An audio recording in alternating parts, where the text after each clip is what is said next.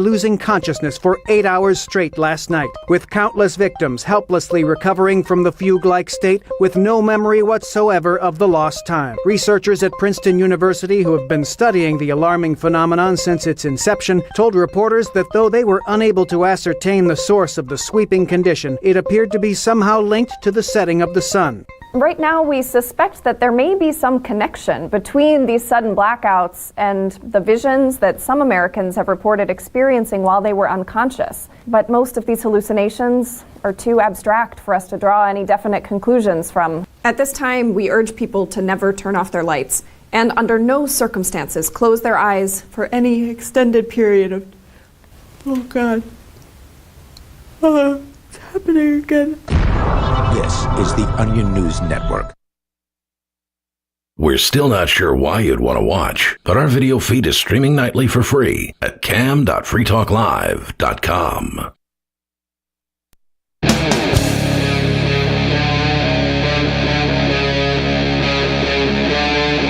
Free Talk Live.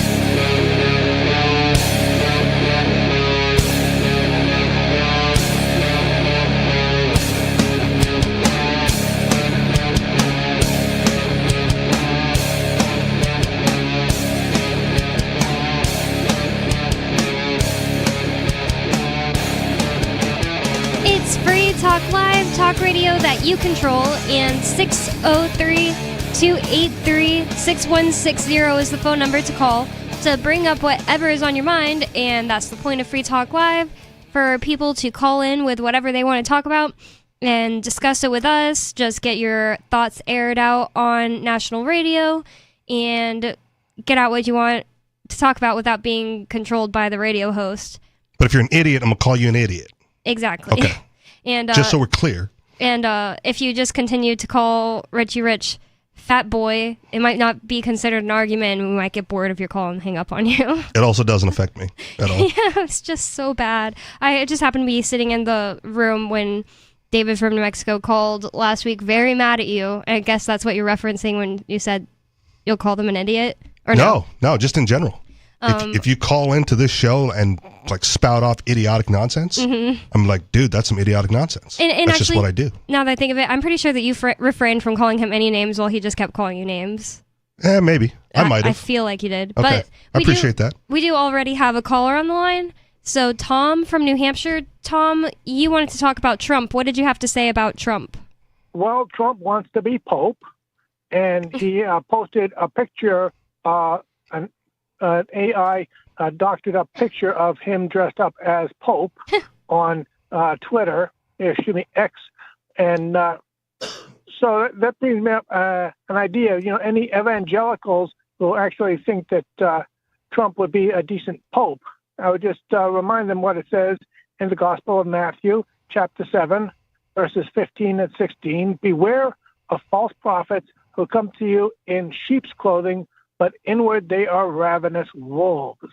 You shall know them by their fruits, close quote. And well, take a look at the fruits. Look at the 24 April 2025 raid on a home in Oklahoma City where a mother and her 3 daughters were peacefully sleeping, and immigration and customs enforcement goons barged in with lots of guns drawn everywhere, getting them up, forcing them out of the house. Oh, by the way, the warrant wasn't for them anyway. They just moved into the place, and they're being forced out of their house in their underwear in the rain, and they're scared for their lives. So, you know, are we really safer with all these goons? Where was that? Sorry? Oklahoma City. You key in the search term Marissa, because that's the pseudonym that radio station, or TV station KFOR, Oklahoma City, Channel 4. That's what the FOR in the call letters means. KFOR.com. And Marissa, ICE, and, they just moved from Maryland. So key in keywords like that, and you'll find it. I already found it. Do you actually think Trump wants to be Pope? This is highly disputed amongst friends of mine. So anyway, let me mention something here, that they were pleading with these immigration and customs agents that we aren't the suspects. We're U.S. citizens. Leave us alone. Don't take all our money. We need that. That's our cash. And they took the cell phones and pleading with them. They were as cold as ice. Mm-hmm. Very Pope-like behavior. Wow, that's pretty awful. So they took money from these people? Oh, yeah. Well, they had a search warrant to raid that house and take all the cash and electronics that they find in that house. And so that's what they did. Never mind whether somebody else lives there now. They didn't care about that. When they found out somebody else lives there, you think they're going to back off and apologize? Oh, no. They have a warrant that says they have a legal right to. So suing them would be pretty difficult. You'd have to figure out some way.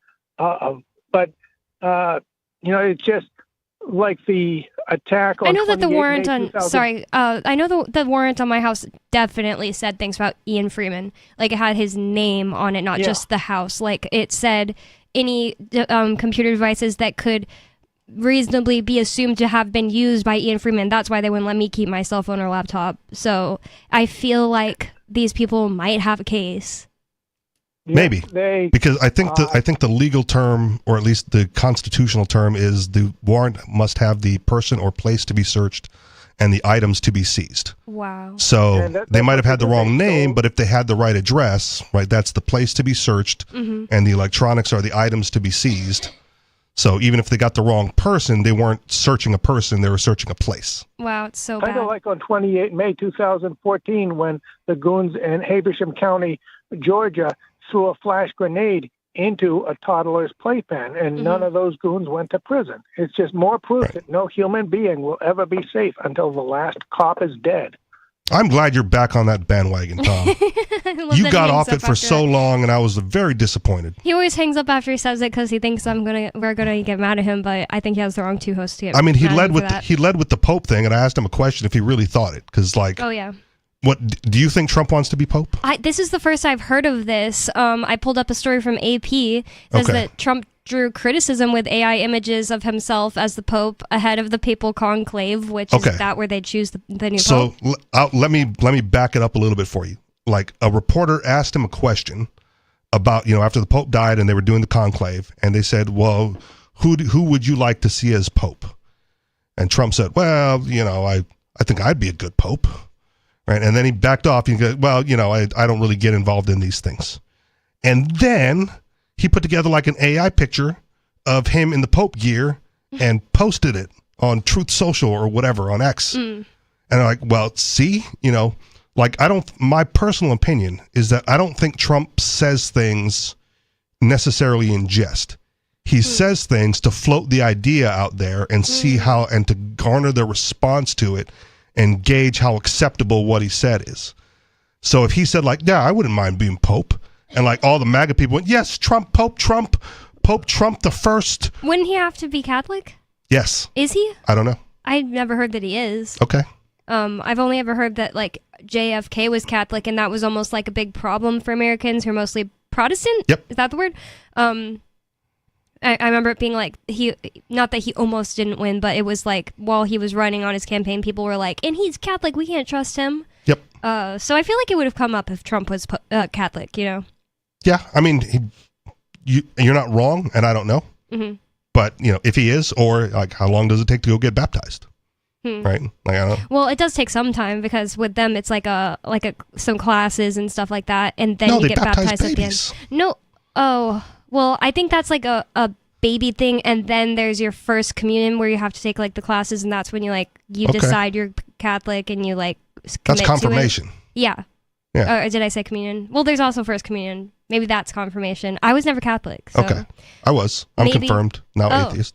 So do you think that he could just get baptized baptized babies is easy. do? Yeah. And then that would be, I feel like that wouldn't be enough for Pope, though. I don't know.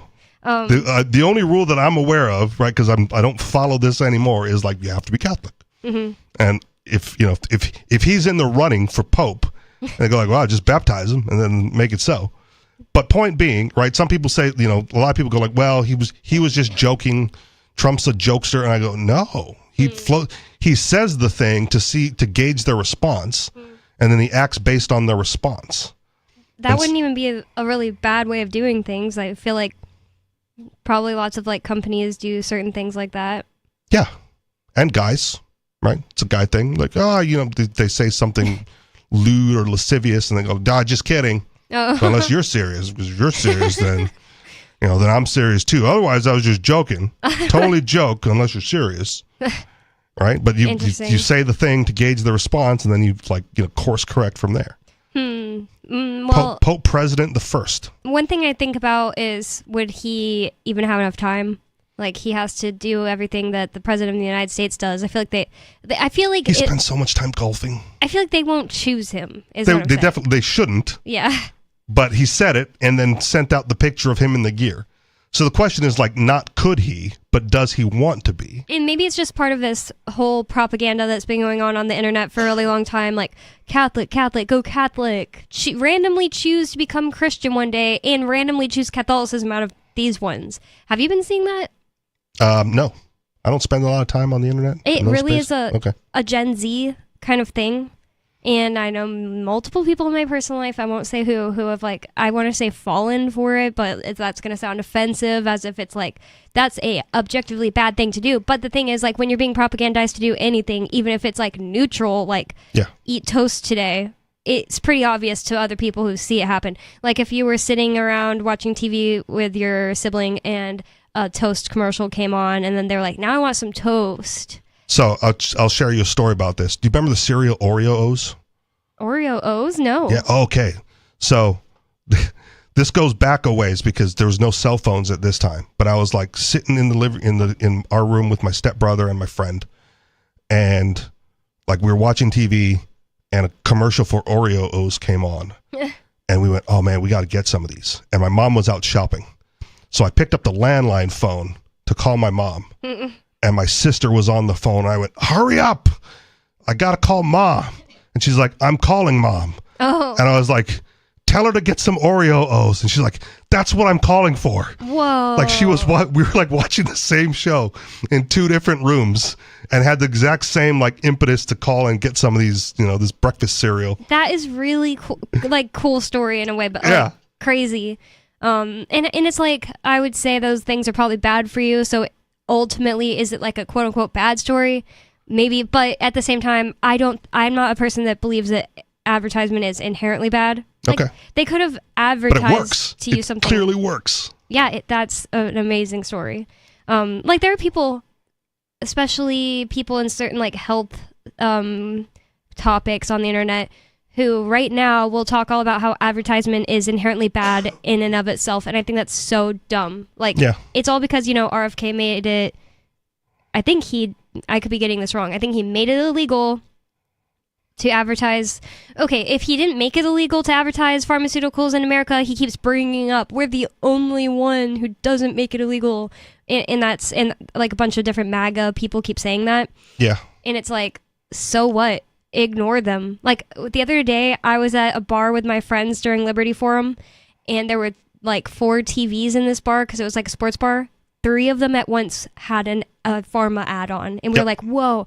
We just were talking about the one next to us, and then one of us looked over and they're there's a different pharma ad going on right, and then there was a 3rd one, and it didn't cause any of us to go get on that medication. You can ignore them, I think part of that is that you're young, and that your friends are young. A lot of this is targeted towards old people, old people or sick people, the people who need it. And then you hear the side effects, you go nope, I don't need that. And then they say them quietly and quickly right at the end. Yes.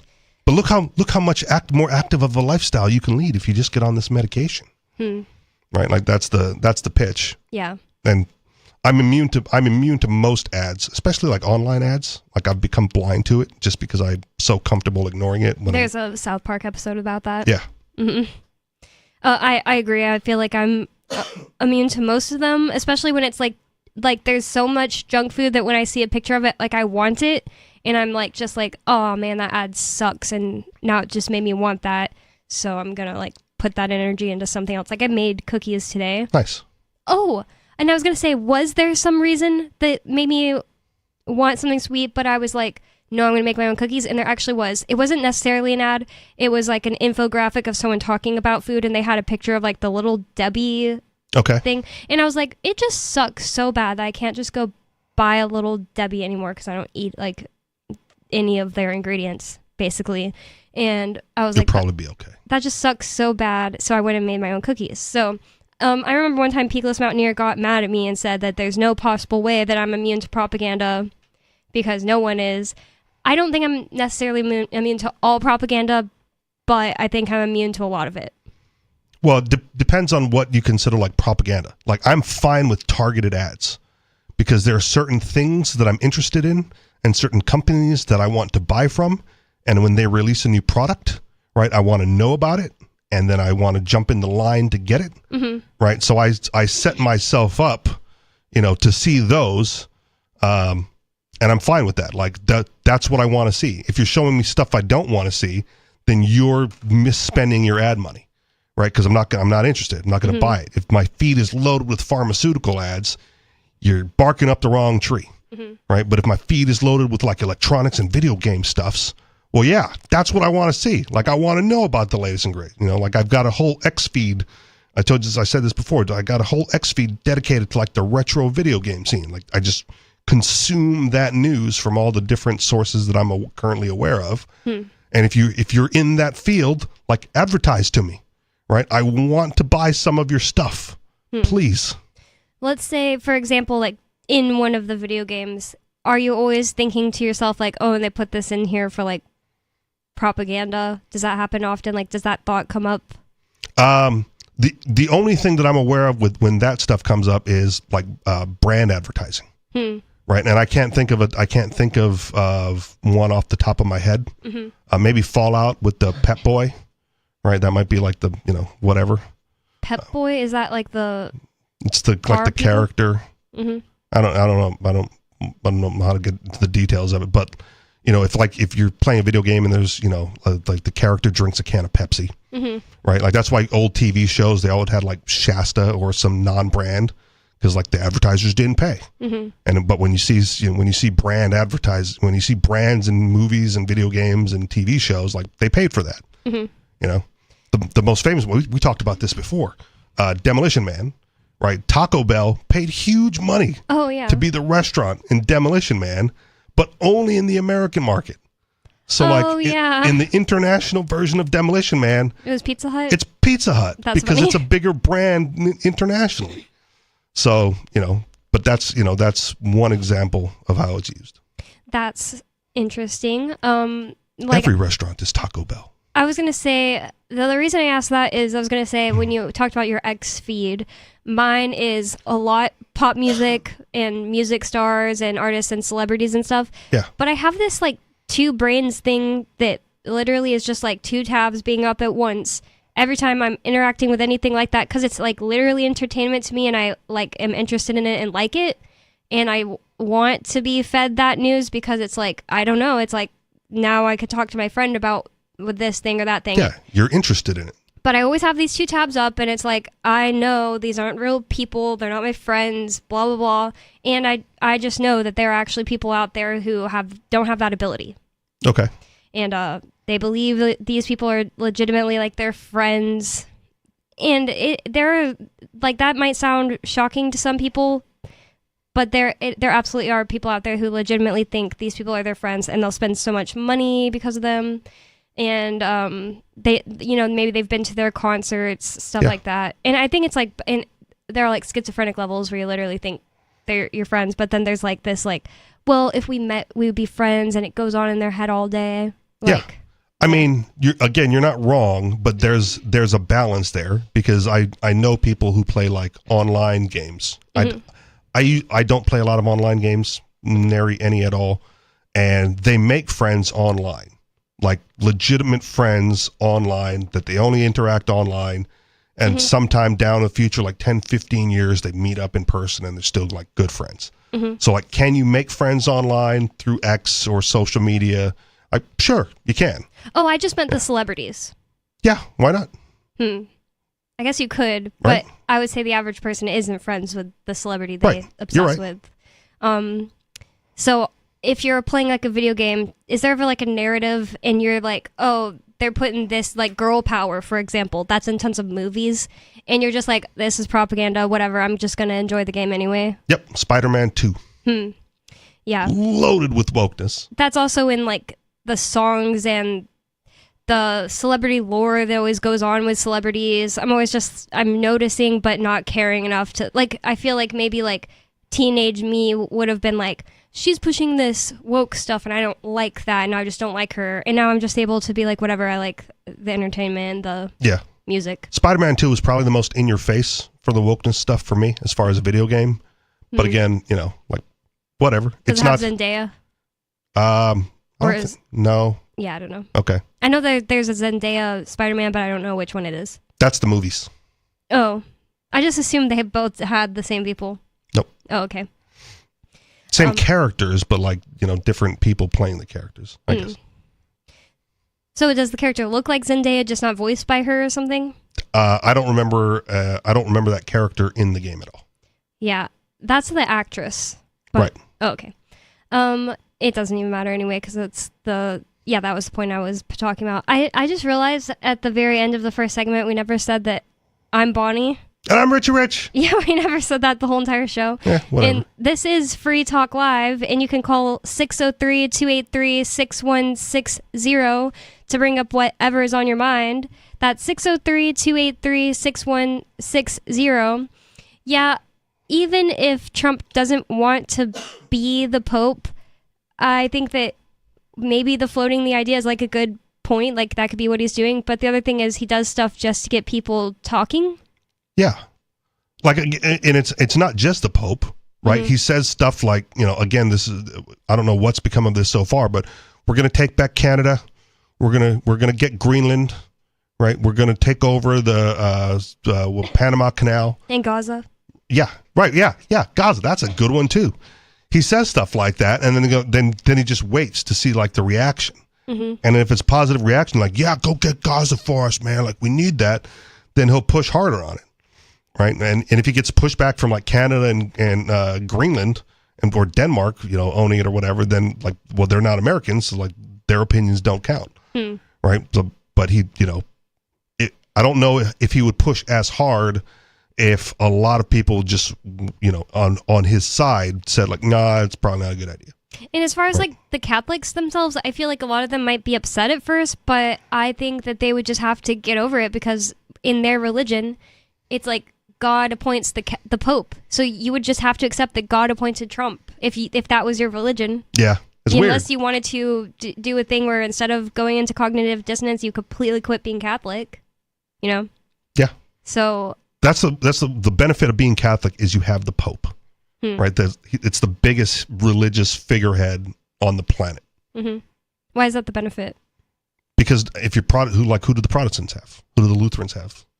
Like Martin Luther. No, I'm just well, yeah, but who's the figurehead of the current church? Yeah, I don't know. And even if you know, are they as big as the Pope? No. Yeah. Like Mormons have a president, but I don't know who the heck that is. Yeah. And even if you did, like, are they as big as the Pope? Yeah, exactly. I'm sure Riley knows his name, but he's not big enough for it to be like a common. Right. 603-283-6160. It's Free Talk Live. More Free Talk Live coming up. Don't go anywhere. You can call 603-283-6160. More Free Talk Live coming up.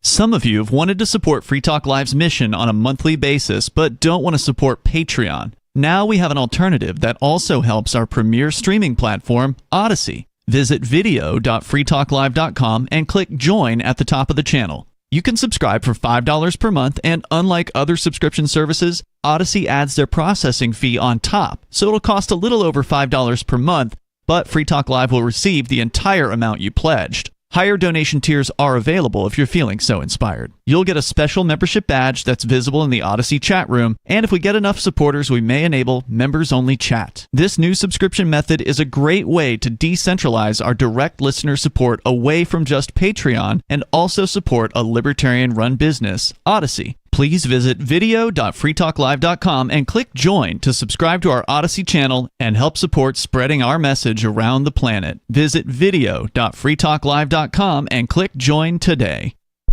From Feature Story News in San Francisco, I'm Ira Spitzer with a look back at some of the week's top stories. China said it is evaluating a U.S. offer for trade talks to reduce tariffs. U.S. President Donald Trump had previously said talks were already underway, something Beijing denied. FSN's Nick Harper reports from Washington. These are some of the most positive noises so far coming from China, with it saying that it's open to the possibility of talks. Last week, Donald Trump claimed talks were already underway and that he'd spoken to the Chinese leader Xi Jinping. However, his own US trade representative, Jameson Greer, confirmed that talks had not yet begun. Donald Trump maintains there is a very good chance of reaching a deal. As it stands, there is a 145% tariff on all Chinese goods entering the United States. Canadian Prime Minister Mark Carney, who won re-election to officially replace former leader Justin Trudeau, warned that the U.S. president is trying to break Canada. While Carney won the Liberal Party another term in office, it is still early to tell if his party will hold the majority of 172 seats in Parliament. FSN's Kate Fisher has more. Mark Carney argued that US President Trump had fundamentally changed the world, and he said his proposal to take over Canada is not an idle threat. As I've been warning for months, America wants our land, our resources, our water, our country. President Trump is trying to break us so that America can own us. That will never, ever happen. Conservative Party leader Pierre Poilievre, who until recently had been expected to win, is now projected to also lose his seat in the legislature. Israel's Air Force carried out an airstrike on the Syrian capital Damascus overnight, saying it was part of a warning to the new government not to attack the country's Druze community, a minority sect that is an offshoot of Islam with followers in Syria, Lebanon, and Israel. From Tel Aviv, Trent Murray has more. The IDF said it struck an area adjacent to the presidential palace in Damascus without further details on the target. In a joint statement with his defense minister, Israeli Prime Minister Benjamin Netanyahu said the strike was a clear message to the Syrian regime that Israel will not allow Syrian forces to deploy south of Damascus or pose any threat to the Druze community. It comes after days of clashes between gunmen from the Sunni Muslim and Druze communities, stoking fears of further civil and sectarian violence in Syria after years of civil war, which in recent months has subsided after the fall of the Assad regime. Trent Murray, Tel Aviv. From Bureaus Worldwide, this is FSN. You can help spread the ideas of liberty with our Patreon for just $5 per month at amps.freetalklive.com.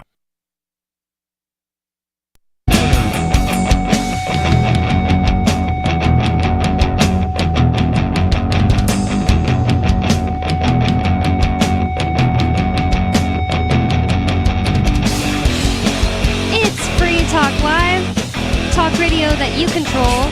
And 603-283-6160, that's 603-283-6160 is the phone number. You can call to get in on the conversation with us, bring up whatever is on your mind. You can change the topic. That's the point of Free Talk Live.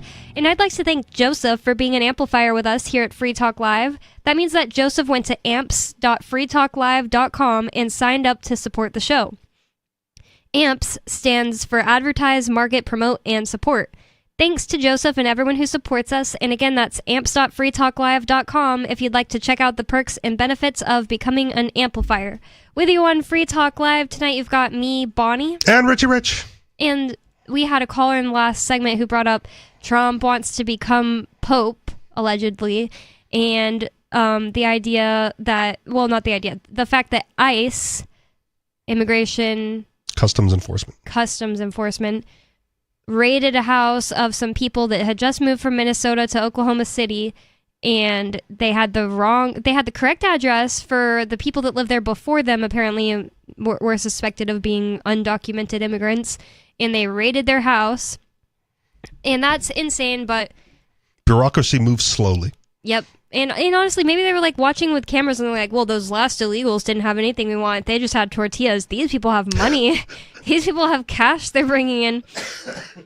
So I'm going to raid. Let's just go ahead and raid anyway. Because they took cash and they took cell phones. Yeah. And that stuff's hard to get back.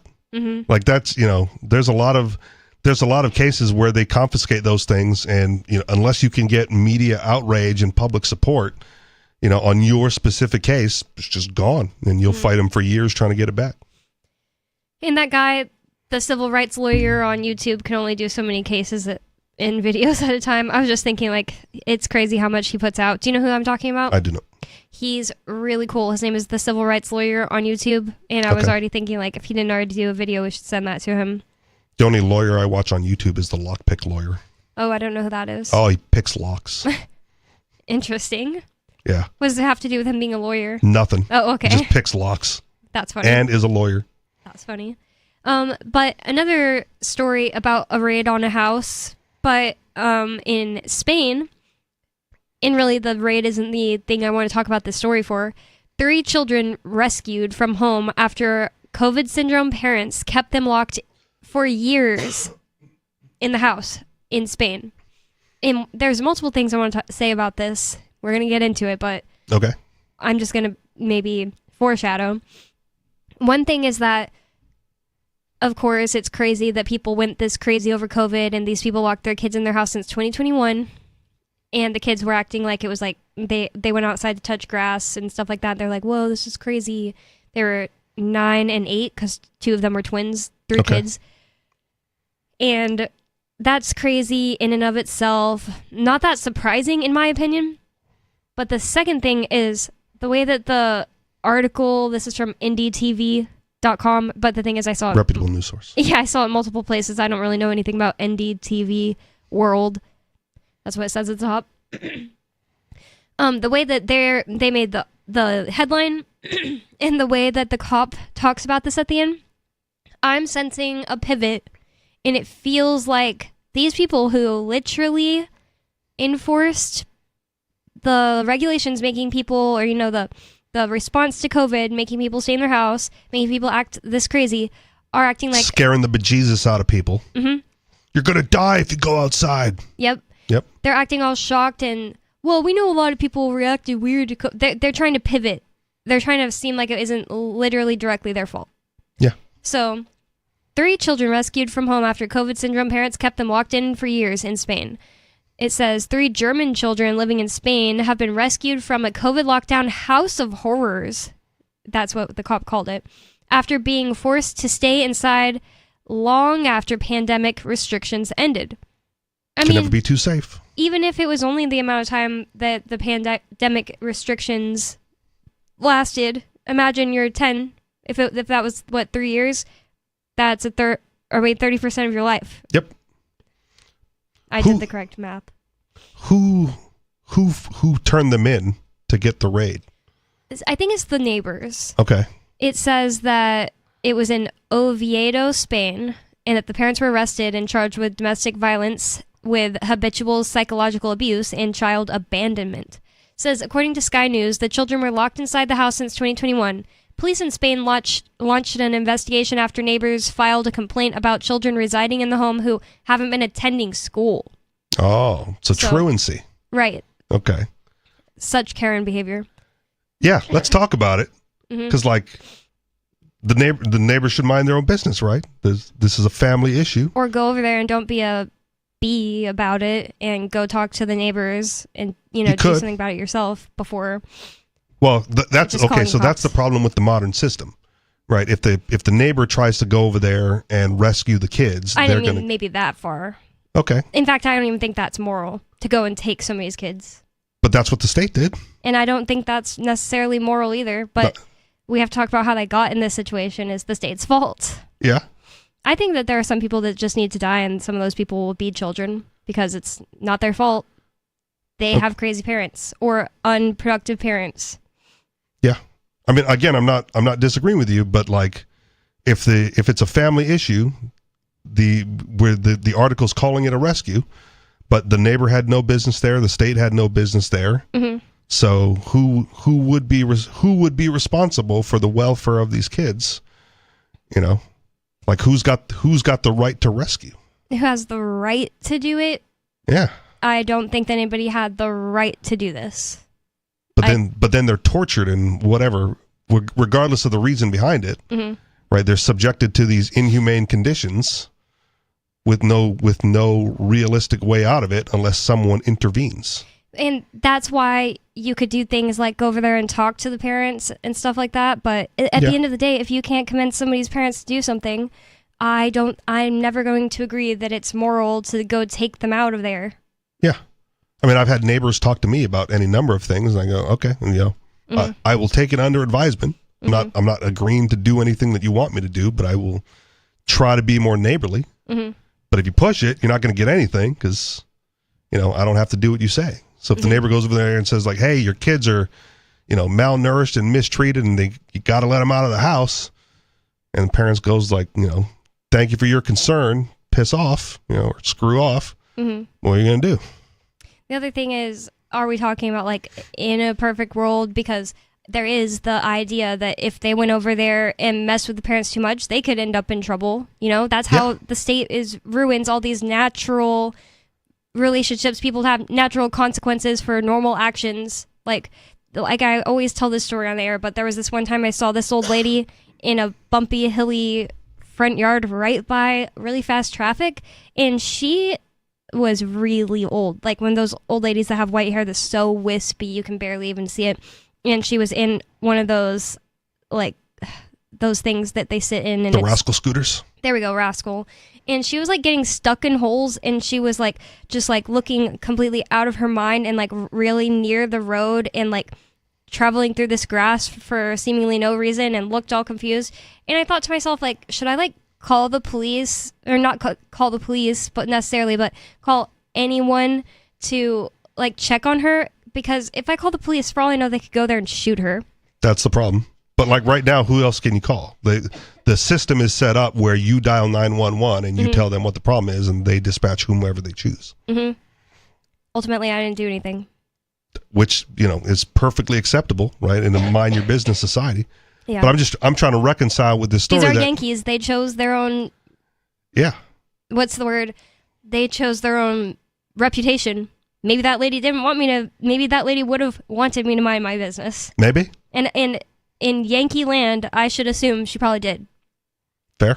Yeah. But in this story, I'm just trying to reconcile the fact that it seems like the rescue was a benefit, right? We have a positive outcome that these children are going to be put into probably a better situation, a more positive situation than what they had at home. I don't know that you can just assume that.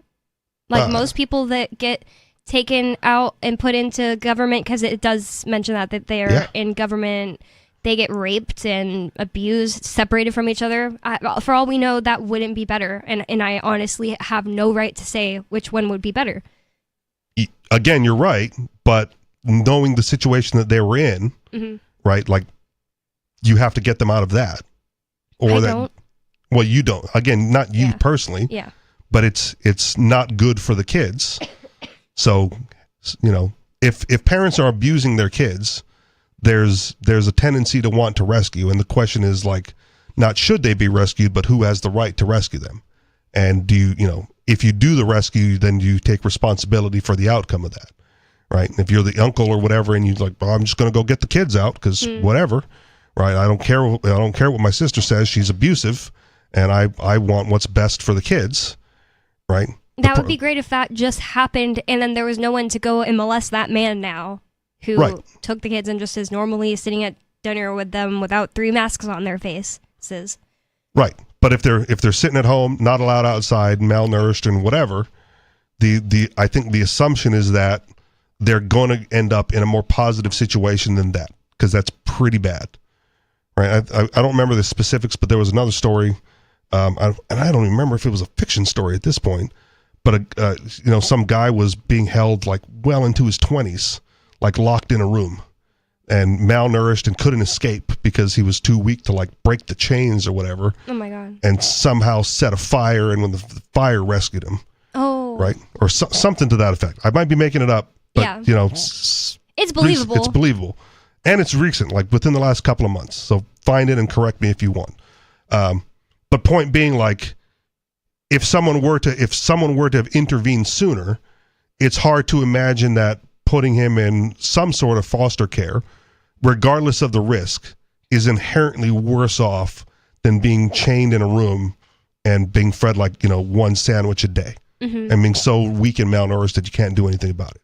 Yeah. Right? Like, okay, he might get raped somewhere else, but it's like, might be worth the risk just to get him out of that situation. It's just not up to me. Like, I'm not God. I'm not the person that should be making that decision. Like, what's worse for this person, one situation or the other. And it's definitely not up to the state, and the state doesn't have the right incentives to actually figure it out correctly. I think we need just an entirely different society to even really have this conversation and be productive, But we do have a caller on the line. Turd Ferguson from Pennsylvania. You're on Free Talk Live. What's on your mind? We should be living life like there is no God, because there probably isn't. And if there is, he almost certainly hates us. Hedonism is extremely based, and you should be following your most primal natural instincts. Religion was created to control the masses by the elites so that they could do all the things that we want to do. Yeah, but God And isn't therefore, necessarily only a thing that you have to be a part of a religion to believe in. Yeah, well, I'm just saying that religion in and of itself is created by the elites to control the masses because they want all the good resources and the feel-good stuff for themselves. And so they create religion to make people who do want the same things naturally like they do not go for it, so that it opens up all the good resources for them, and therefore it's cheaper because the demand is lower. So it's a thing economically that was created by the elites to drive down demand for all the great things that make us all feel good and make all our pee-pees hard. Have you ever heard of the idea of like Arabs that are extremely rich? There's not necessarily a link between all of religion and not wanting material things. See what I'm saying? There are lots of... Well, the heads of the religions always have the material things. Have more? Generally more than the flock. Mm-hmm. I just don't think all religions discourage materialism. Like Mormons, they all have like plastic surgery, nice stuff. I'm not necessarily saying materials only. I mean, for example... I was going to get to that. Men, I think that it's more about the spiritual things they're hiding. Well, I think it's more about, like, for example, the elites don't want you to, especially like Bill Gates and stuff. He wants all the hot young girls for himself. You know what I'm saying? I've never seen him with a hot young girl. He has like a hideous wife.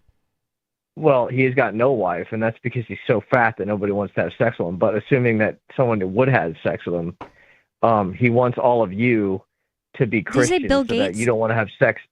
Well, let me finish. Melinda and then Gates. You can. They're divorced. Oh, they got divorced? A long time ago. Oh. They still have Yeah, the Bill but- and Melinda Gates Foundation, right? I'm not sure.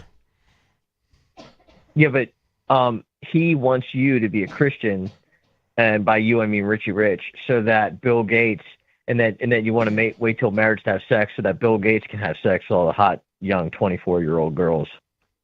And you see how that works? Like, he wants you to be religious while he's not. And really, I think we should all not do that, so that we can all enjoy all the things that the elites all want for themselves, like having sex with hot young 20-year-old women, for example. But that's not the only thing. But, I just think that we should be living life like there is no God. And I think everybody would be happier. It's just like one little autistic thing. I don't think that you have to live life like there is no God and also enjoy things.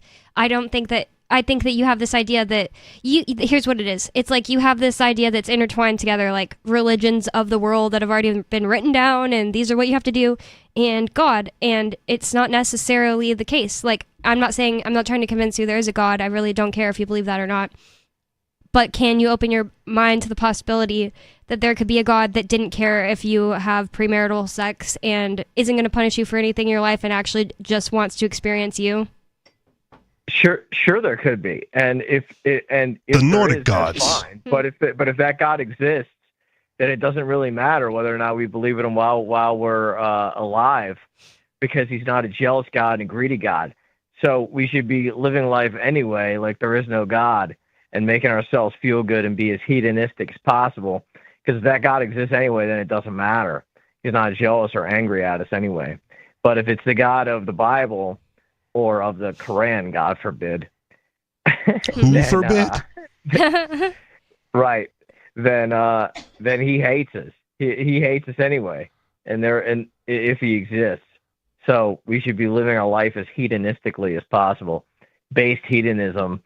Go listen to teen pop music that makes you pee-pee hard. Go indulge in lots of drugs and alcohol if you're into that. Live life. Why does it always end up like this with you people who want to believe that there are no God? Why is it always, let's do drugs and alcohol? Well, look, I'm just saying that might be a good idea for you. I actually don't do drugs and alcohol, and I still think that you should live your life like that. Okay. So I'm actually not even selfish. See how that works? No, I don't understand why you would call in to tell people to do things that damage their bodies while not doing it yourself. It kind of sounds a little Bill Gates to me. Well, if I wasn't fat and disgusting, I might not mind being Bill Gates. He's got a lot of money, that's for sure. You're fat and disgusting? I'm sorry, what was that? Didn't he say if I wasn't fat and disgusting? Yes. Yeah.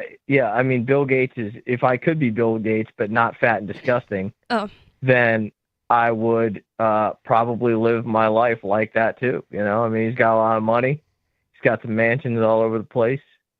He's got makes a lot of passive income. You know what I mean? Live your life like there is no tomorrow. Do things that make you feel good. I think I'm with you like part of the way. Like I think you're right that there's part of the way. What's that? Why just part of the way? Well, because when you say stuff like live like there's no tomorrow, that's setting yourself up for failure. Because like I'm going to go to work this week and I'm not going to get paid until the following week, right? So I'm living my life like I'm going to be here next week. Mm-hmm. Otherwise, I wouldn't go to work this week. Mm-hmm. Like if there was no tomorrow, I'm not going to work. Yeah. Right. But if I don't go to work every day, my life is not going to be a lap of luxury. I'm not going to be like, banging 20-year-olds. I'm going to be homeless. Like what you do? Do you like what you do? What's that? Do you like what you do? I don't mind it. I haven't quit my job. But you don't like it. I didn't say that. I said I don't mind it. Well, do you like it or not? He wants to try to sell you on you should quit your job to become a DJ at a strip club. That's what Trent's trying to get that's to. not what I'm trying. No, that's not what I'm saying. I'm just wondering. I mean, it's a simple yes or no question. Do you like your job or not? And I've answered it because it's not about just whether or not I like it or not. You didn't answer it. You gave me some. Yeah, I said I don't mind it. That really doesn't answer the question. He doesn't dislike it. Yeah. It sounds like I don't dislike it to the point of not going, but I don't wake up excited. Then you're living your life like there's no tomorrow. You go into it because you like it. I mean, that's your assessment. You're free to have it. I'm going there because I know that I need to feed myself next week, and I plan to be around next week. So you're eating some good food too. Sounds like you're living life like there's no tomorrow. Very basic. That's not what that means. That's not what that means at all. Like the food that I eat, like I'm not indulging every night, right? Because I plan to be here a decade from now, right? You don't go to the gym because you plan on dying tomorrow. You go to the gym because you want to be around in 20 years. No, I go to the gym because it makes me feel good. It gives me a dopamine release in my brain. That's something I know quite a bit about, and because it makes me look handsome. Even more handsome than I do today, and that's pretty damn handsome. Let me tell you that right now. Yeah, but the results that you put in the gym today aren't going to manifest tomorrow. Doesn't matter. The dopamine release I get in my brain manifests the moment I get there. If you actually knew the world was going to end tomorrow, would you be at the gym? Probably. I'd probably be there in the morning just to get that initial dopamine release, and I'd spend the rest of my day doing drugs and downing booze. Right, but do you do that every day now? I don't do it at all. Well, Exactly. So you don't live life like there is no tomorrow. Yeah, I do. I live it on my terms. You wake up every day, do the gym you in the just morning, said if then there do were no drugs and tomorrow. booze? Yeah, you just said if there was no tomorrow, you would go to the gym and do drugs and drink all day. But that's not what you actually do. That's what I do if there was definitely if I knew for a fact there was no tomorrow. So you don't But live like there's no I do tomorrow. know that- You don't Not even even live your like- own philosophy. I live it like there's no tomorrow, knowing that it will not, knowing that objectively there will be. But if I knew for a fact that there wouldn't be, I would. That's do some things foolishness. differently, but I don't know how much differently. And so there, gotcha. I think it's not a gotcha. I think most people live like there's some future that they're working towards. Yeah, no, those people are retarded. They're But you're stupid. one of them. No, I'm not. You I just don't wanna be admitted anything it. Like you. No, I'm not. You just said. You don't live in the way that you would live if there were no tomorrow. I just said I live life like there's no tomorrow, knowing that there's a there will tomorrow. objectively That's not be true. one. That's the dumbest thing you've ever said. Maybe. So, you say Turd- some pretty dumb things. Turd called in to say, just summarize, that he's fat and disgusting and that he does drugs and drinks all day. Thanks for the call, Turd. Make sure that goes in the show notes. We also have Kadu in Connecticut on the line. Kadu, what's on your mind?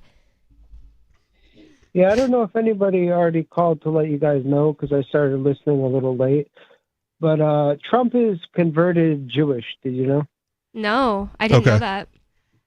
Yeah, he's. I think it had something to do with because I think his name's Jared Kushner. His son-in-law. And then his daughter, right, and he joined up, and I actually knew that even in maybe he hadn't converted in 2016, but he was really leaning towards it. Okay. But yeah, he wears the funny little hat, and he kisses the wall. Yeah, a lot of leaders do that. The Yeah. wall or whatever. So yeah, I don't think there's a big chance that he's a Catholic. Okay. I mean, I don't think him wearing the hat and kissing the wall is evidence that he's Jewish, because way too many Western elites and political leaders do that in order to curry favor with Israel. No, that wouldn't be. I get what you mean, but I think he's actually made a conversion. Well, this from March 13th, 2025 is an article from the Times of Israel, and he's saying, this guy, Ron Burler, is saying that will he have the courage to fully commit? And he's making it sound like he said he would help him if he has the conviction to fully commit to converting. So I don't think that he actually did, go all out and actually do it. More Free Talk Live coming up, 603-283-6160. But he talked positively about Israel and Jews for a long time. More Free Talk Live coming up. This hour of Free Talk Live is brought to you by Dash Digital Cash. Dash is the cryptocurrency designed to be used for spending. Tired of the ever-inflating US dollar? You can live your life on Dash instead with some handy websites. BitRefill.com has been accepting Dash for years and has a ton of big-name retailers and brands including grocers, gas stations, phone refills, Amazon, and even prepaid MasterCards. Plus, many of their gift cards are available at a discount. But what about paying your bills? Spritz.finance can do that, and they can send dollars to your bank account in case you still need those for some reason. Dash is one of the oldest cryptocurrencies and is widely available on exchanges, including the decentralized Maya protocol, and in multi-crypto wallets. It's easy to get and use Dash. Start by learning more at dash.org. Thanks to the Dash DAO for sending us 32 Dash per month to promote Dash on the air. Visit dash.org to learn about Dash. Dash.org. The new 4th edition of Healing Our World, The Compassion of Libertarianism will take your understanding of liberty to a deeper level and has over 1,300 updated references, new cartoons, and a foreword by Dr. Ron Paul. With discounts for multiple book purchases, the 4th edition of Healing Our World is a great gift for the liberals, pragmatists, environmentalists, and Christians in your life who think libertarianism is cold-hearted. Get yours today at healing.freetalklive.com and use promo code FTL for a $5 discount. There are lots of ways to listen to Free Talk Live. Our podcast has been around since podcasts began, and now the FTL feed is loaded with content besides our full show archives. Did you know that we make it easy for you to customize your podcast subscriptions? We have different feeds, one that includes only our full shows, one with just the Daily Digest, and our main feed that includes everything. You decide what you listen to. It's quick and easy to customize your feeds at feeds.freetalklive.com. That's feeds.freetalklive.com. You're listening to the live edition of Free Talk Live. Hour number 2 is next after the news here on the Liberty Radio Network at LRN.FM.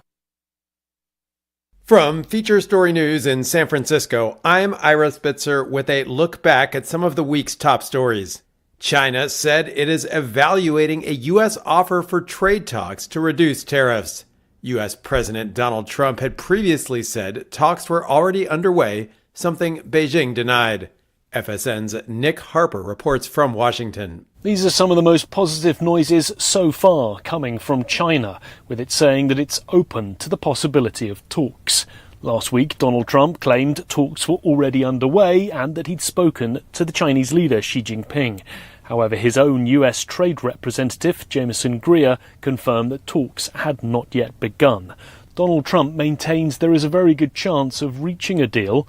As it stands, there is a 145% tariff on all Chinese goods entering the United States. I'm Nick Harper in Washington. Canadian Prime Minister Mark Carney, who won re-election to officially replace former leader Justin Trudeau, warned that the U.S. president is trying to break Canada. While Carney won the Liberal Party another term in office, it is still early to tell if his party will hold the majority of 172 seats in Parliament. FSN's Kate Fisher has more. Mark Carney argued that US President Trump had fundamentally changed the world, and he said his proposal to take over Canada is not an idle threat. As I've been warning for months, America wants our land, our resources, our water, our country.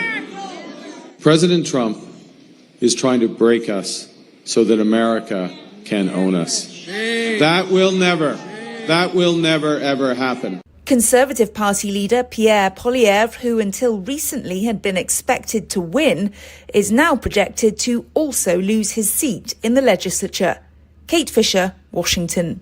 Israel's Air Force carried out an airstrike on the Syrian capital Damascus overnight, saying it was part of a warning to the new government not to attack the country's Druze community, a minority sect that is an offshoot of Islam with followers in Syria, Lebanon, and Israel. From Tel Aviv, Trent Murray has more. The IDF said it struck an area adjacent to the presidential palace in Damascus without further details on the target. In a joint statement with his defense minister, Israeli Prime Minister Benjamin Netanyahu said the strike was a clear message to the Syrian regime that Israel will not allow Syrian forces to deploy south of Damascus or pose any threat to the Druze community. It comes after days of clashes between gunmen from the Sunni Muslim and Druze communities, stoking fears of further civil and sectarian violence in Syria after years of civil war, which in recent months has subsided after the fall of the Assad regime. Trent Murray, Tel Aviv. The Pakistani government has hiked security measures in Pakistan-administered Kashmir. This follows accusations from India blaming Pakistan for a terror attack in Indian-administered Kashmir last week that killed 26 people, a charge which Islamabad denies.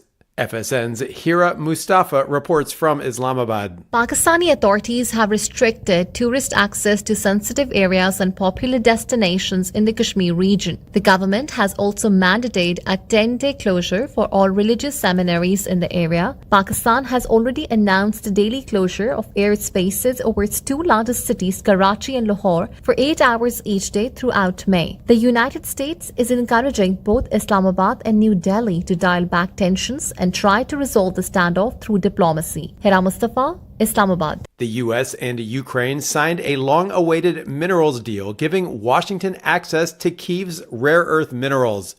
Under the U.S.-Ukraine Reconstruction Investment Fund, Kyiv will retain full control over its natural resources.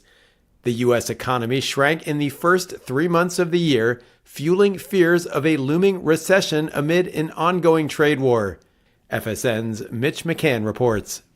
Gross domestic product, which measures the monetary value of goods and services produced during a certain time period, decreased in the United States during the first 3 months of the year by 0.3%, according to a report from the U.S. Commerce Department. The figure represents the first contraction in the U.S. economy in 3 years and covers the period before the highest tariffs were implemented in early April. It's also a notable turnaround from the 2.4% growth recorded during the final months of last year. Part of the reason for the contraction is due to a significant increase in imports, soaring 41% as businesses stockpiled goods to beat the tariffs. Those were some of the week's top stories. After visiting his girlfriend of 2 years at her workplace to deliver an unexpected threat for Valentine's Day, violent and controlling boyfriend Matthew Strachan spoke to The Onion about remaining a devoted and committed abuser. On a special day like today, I like doing something extra malicious for Mallory, just so she knows that I've been thinking about hurting her. You should have seen the look on her face when I came and surprised her at work today. It was so great. She had no idea I was going to come to her office to belittle and frighten her. I wanted to do it in front of her friends to really humiliate her. Strachan added that while he doesn't always get a chance to inflict harm on Mallory, he tries his best each and every day to create an environment of sustained physical and emotional abuse to leave her feeling completely alienated and powerless. Just wait till she sees what I have in store for her tonight. I love Valentine's Day. For more on this story, check this week's Onion Review. This is the Onion News Network. Yep, we still do email. Drop your email address in the entry box at freetalklive.com, and you'll be kept in the loop with Free Talk Live.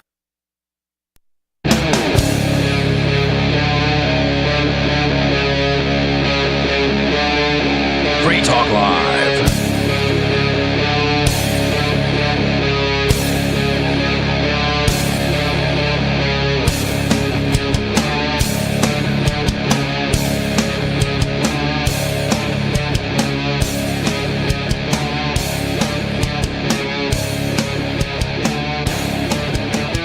It's Free Talk Live, talk radio that you control. 603-283-6160 is the number at Free Talk Live.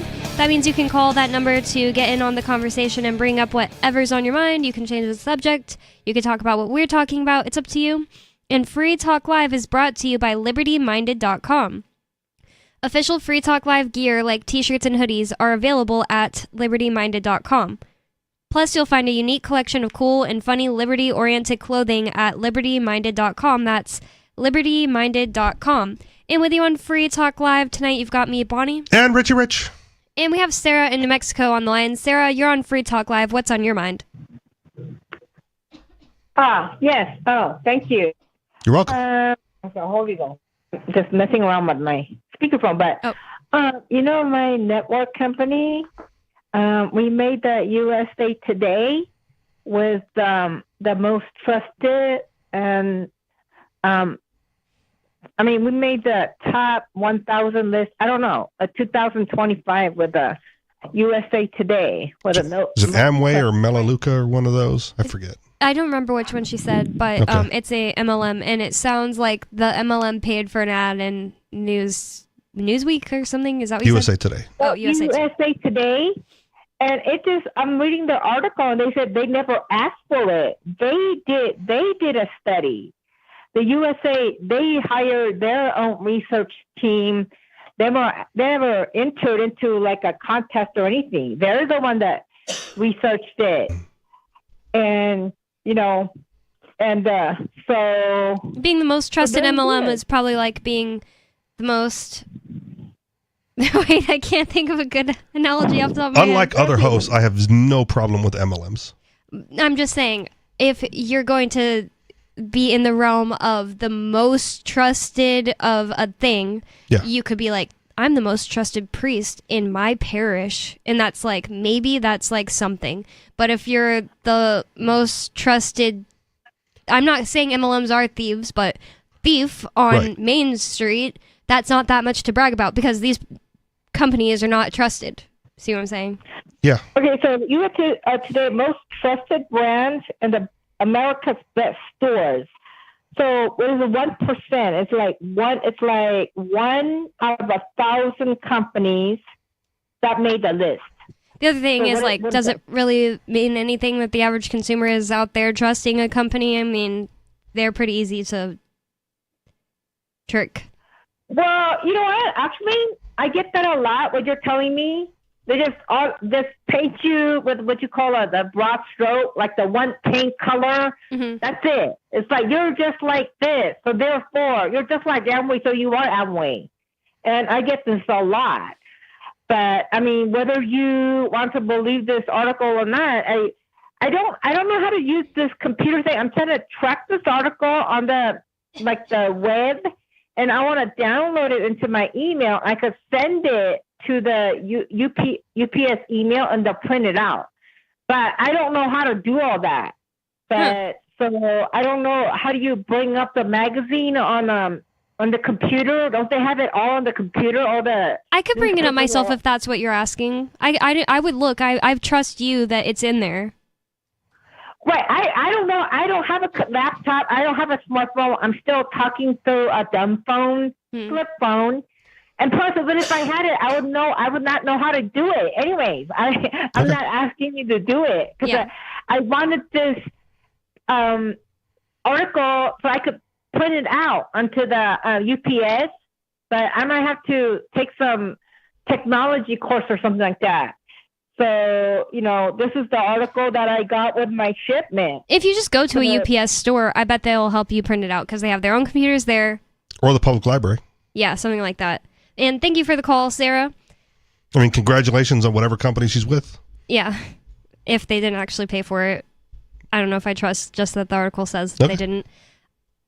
Unscreened caller, you're on Free Talk Live. What's on your mind?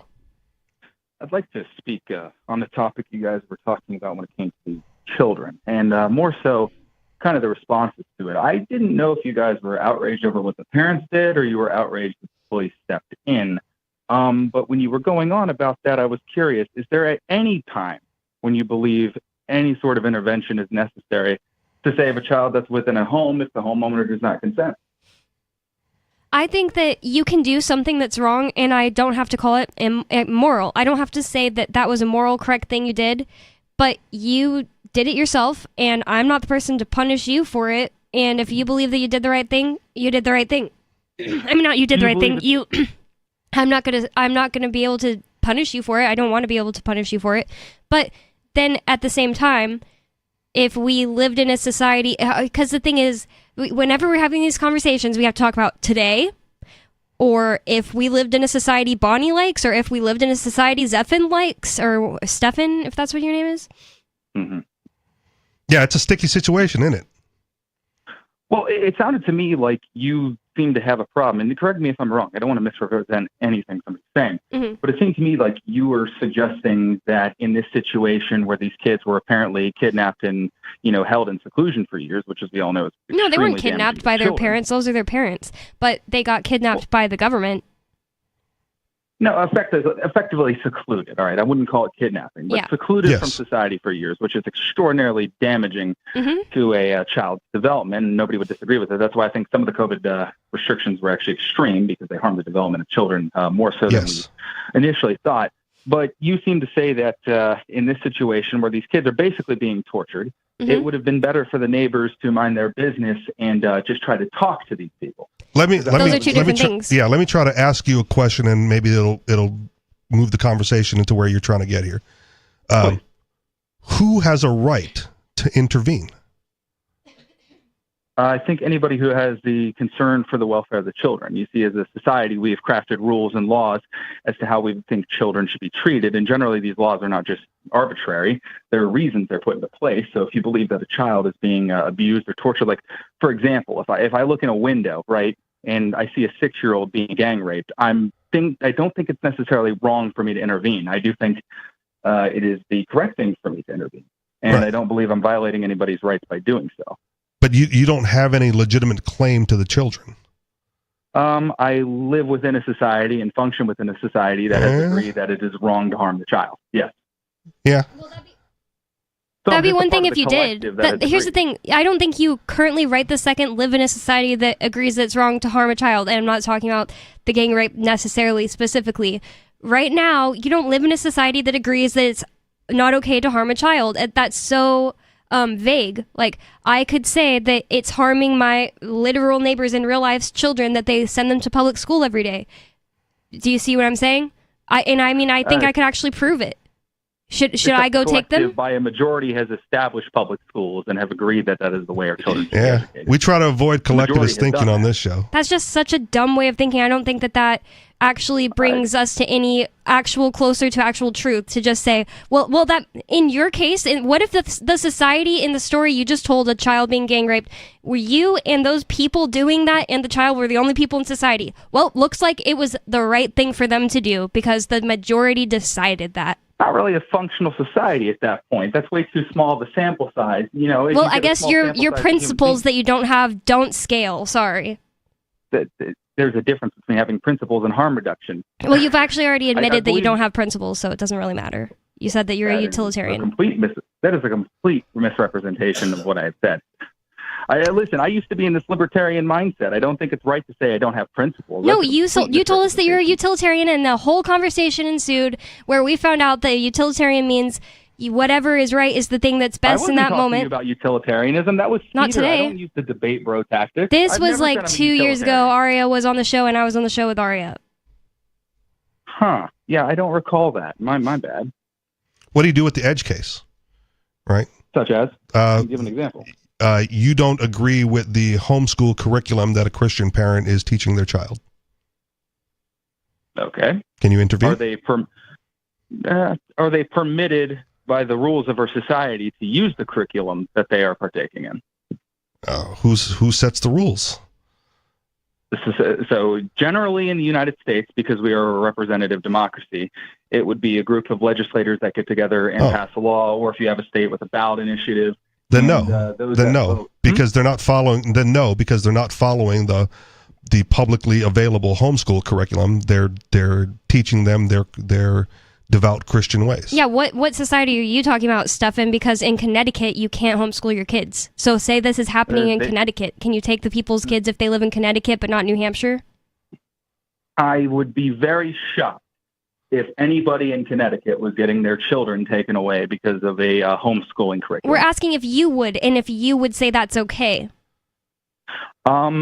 I wouldn't do anything, but if law enforcement wanted to intervene and it was something that was agreed upon that should be a crime, then yeah, sure. Then I honestly think that just proves that you're the bad person in this situation. Me, if you're going to ask me why I brought the story in and what is the thing I'm upset about, because I think he first asked that and we didn't really get to answer, I brought it in because I am saying it is wrong what these parents did and that the cops shouldn't try to pivot the blame as if this only happened because there are some fringe people that acted weird. Wow, we can't believe this. They're acting shocked when they shouldn't because they directly caused this situation to happen. And we also got into the weeds a little bit because it's just another conversation that can be had on the topic. When is it okay to intervene and what should have been done instead? So to answer the original question. Thank you for the call, Stefan. We also have Dave Ridley in Colorado right now. Still, Dave? I am in Colorado. That's correct. What's on your mind? So I have an update on from the New Hampshire State House and the whole question of New Hampshire sovereignty. The New Hampshire Liberty Alliance has endorsed a bill, which is, I guess it's House Bill 584, which quote, if there's a right way to put it, would be, quote, it, quote, provides that the World Health Organization, the United Nations, and the World Economic Forum shall have no jurisdiction in New Hampshire, unquote. Sweet. But did the House already vote on it? That's a quote from the analysis, by the way. And the House has not voted on it. However, the committee did, I guess, vote on it about 4 days ago, and they voted against it 5-0, inexpedient to legislate. So that will make it difficult to push it through the House. It is listed as being on the consent calendar for May 8th, which means that it just automatically they just automatically rubber stamp the committee's recommendation to kill it. Yeah. So there's people in the New Hampshire legislature that want those organizations to have jurisdiction in New Hampshire? I guess, or maybe they found something in the wording of the legislation that they didn't like. However, the legislation is very short. It's not complicated. It looks like it's about one page, and I did skim through it. It was pretty easy to understand, as many New Hampshire pieces of legislation are. All right. Well, so what's next then? All that really means is that, like, of these committees of, I think, max like 20 people, a majority of that voted inexpedient to legislate. It doesn't necessarily mean that there's like a ton of people that want these. Well, but if it's going to get killed. Yeah, but that's Okay. the thing is, once it goes onto the consent calendar, anyone can move. I think just one person can move to remove it from the consent calendar, and then it could get voted on and then get taken off, and then it could still pass. Okay. So, yeah. It's not over yet. Is this a call to reach out to your legislatures then to get this pushed through? Well, that's not what I'm recommending. I'm just telling you what's going on. And I would say my prediction in answer to your question is that someone will take it off the consent calendar. My understanding is it now takes more than one person to pull something off the calendar. However, there's a caucus of Democrats and Republicans who have all agreed to pull everything off the consent calendar as long as one person wants it off. Oh, yeah. I did hear about that. Correct. I didn't know it takes more than one person, but I heard about the caucus that's taking off things off consent calendar caucus, whatever they called themselves. Yes. So the reason I'm not saying that I actively support the thing is because I've only skimmed through it. I would have to read something really closely to make sure there wasn't any spending involved. And there is a fiscal note here, as usual, that it tries to estimate what it would cost to enforce something like this.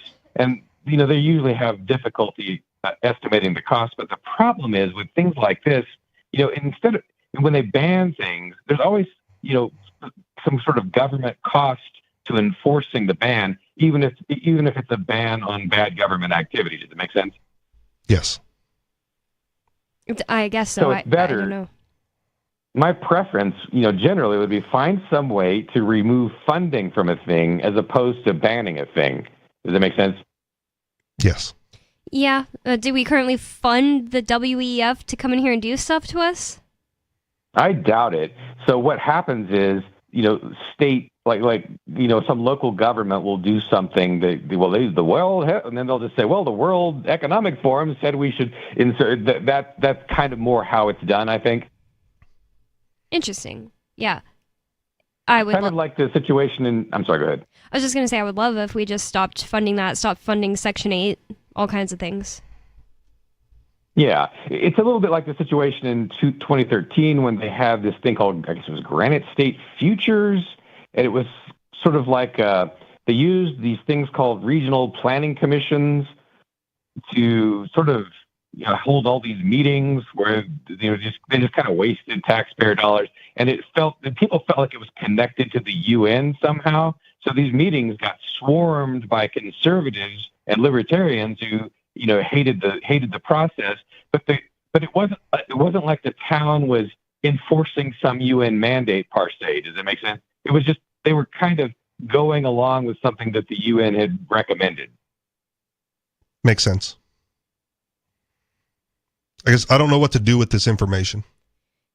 Yeah, right. I'm not saying you should. I'm just keeping you up to date. There's always a battle going on to try and exert a little bit of state sovereignty over these larger institutions, and at least somebody's fighting back. There you go. I agree. Those ones are definitely bad, and they shouldn't have any influence on laws or emergency powers, stuff like that in New Hampshire. Thanks for the call, Dave Ridley. You can go to ridleyreport.com for more of him. And we have Skeeter on the line in Washington, D.C. Skeeter, what's on your mind? Just kidding, you're in California. If you're hungry and you can't afford food and there's no way to provide food and you're going to die and your only meal left is to eat the baby, I'm not saying it's right, but I'm saying it's an option. Most beautiful man on Free Talk Live. Yep. Wow. I stand by it, Skeeter. I don't know what your point. What you played it. I heard it. I stand by what I said in the context that I said it. He literally said he's not saying that it's right. What's your point? Yeah, that's a sign of dishonesty when you try to create new terms to get around the fact that he's showing that it's okay. Brand new term that's also been used people, another yeah. time in this show tonight by another person. Clearly, Richie Rich invented it. What term is that? That something can be not right, but if you do it, you did it. You can decide to do something that's not right. You're just trying to get it around. You're trying to get around the fact of calling it right. No, I'm not. Everyone No, I'm makes saying that people terms, can willingly do wrong things. In fact, like, say the mother of that child survived whatever situation you're in where you had to eat the baby, she would be absolutely in the right to get some kind of compensation from Richie Rich afterwards. So how's she going to restitute the baby, Rich? You can't do that. It's not just about restitution. I didn't say that ever brings a child back to life. I'm just saying that it's obviously in alignment with the fact that he did something wrong. No one is claiming that he did something right. I mean, it's an old story, and I don't remember all the specifics, right? But a plane went down in the Andes, right? And the survivors. Alive? What's that? Movie? What's Alive? that? Oh, yeah, maybe. I don't know if they made a movie out of it. But the survivors resorted to cannibalism for survival. Right? Now, is it right to eat another human being? No, probably not, unless they voluntarily consented. Though. You're trying to get around the fact that you're saying it's okay. He didn't say it's okay. I'm not trying to get around it. Yeah, I'm saying it's wrong. That's why you're saying that you're being dishonest, right? Who owns the baby? See, this is what I'm talking about. Nobody owns the bababy. The baby owns itself. No, I think the parents own the baby. Yeah, no, we disagree on that, but that's fine. You own the stuff. That's why the parent can eat it. No. How do you reconcile those two things? I don't. I'm saying the parents did something wrong. There's no reconciliation. If you eat the baby, you've done something wrong. So they shouldn't do it. Why you say it's an option? Because it's an option. Why is it an option? Because the alternative is everyone dies. You have dummy. all kinds of options that are wrong every second of every day. No, but he's implying they can do it. It'll be accepted by society. It probably no would be. said that. Well, it probably would be. Because if the alternative is like mom, dad, and the baby dies, or mom and dad eat the baby and survive, right? Like, those are terrible options. And once again, it doesn't really matter if society But one of it. them you have 2 survivors, and one of them you have 3 dead people. That's terrible under the framework of utilitarianism, not the non-aggression principle. You know how you should determine who has the right to do with whatever they want with kids? Yeah, the non-aggression principle would dictate that all 3 die, and I again, right, seem to think that that's not the best outcome. And the other thing is Which is why opinion, with edge cases with the non-aggression principle, like lifeboat scenarios or like, stealing a bottle of water in the desert, right? You do something wrong and then you try to make it right on the other end. even the railroad situation where if you flip the switch, if you flip the switch, then 1,000 people will die. But if you don't flip the switch, your favorite person in your life will die, and you choose to let the 1,000 people die. That's like, can I say that that's necessarily right? But no. But I will probably say that most people would choose what I said. Should they do it though? That's the whole point of calling things right and wrong. Should they do it? To tell you what you should do. What they should do is let their favorite person die and let 1,000 people survive. But I'm saying they probably wouldn't. I probably wouldn't. Because not everybody is... Right? Under the non-aggression principle, they should let all 3 people die. Mom, dad, and baby should die under the non-aggression principle. It's like that's not an argument. But that's the outcome. Look how you apply all these things to determine who should do what with kids, like holding them prisoner under COVID, right? The bid system is the ultimate way in determining what you should do with any property, whether it's kids. No, because someone who can pay more for your children doesn't have a right to your children just because they can outbid you for them. That's ludicrous. Yeah, I agree with you, Richie. 603-283-6160. It's Free Talk Live. 603-283-6160. Already getting into all the hard questions tonight. It's Free Talk Live. More coming up.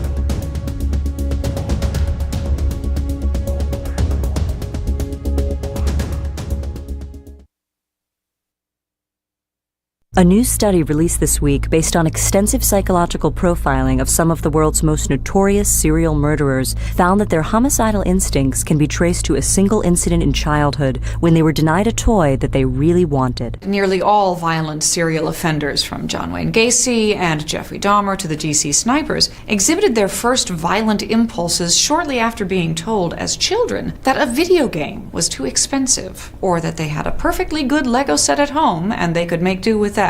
Researchers found that an isolated occurrence in which a parent refuses to buy a stuffed animal or candy bar for their child can immediately trigger the development of sociopathic tendencies. I was in such a blind rage that I went up to my room, sawed the heads off all my action figures, and ejaculated into their body cavities.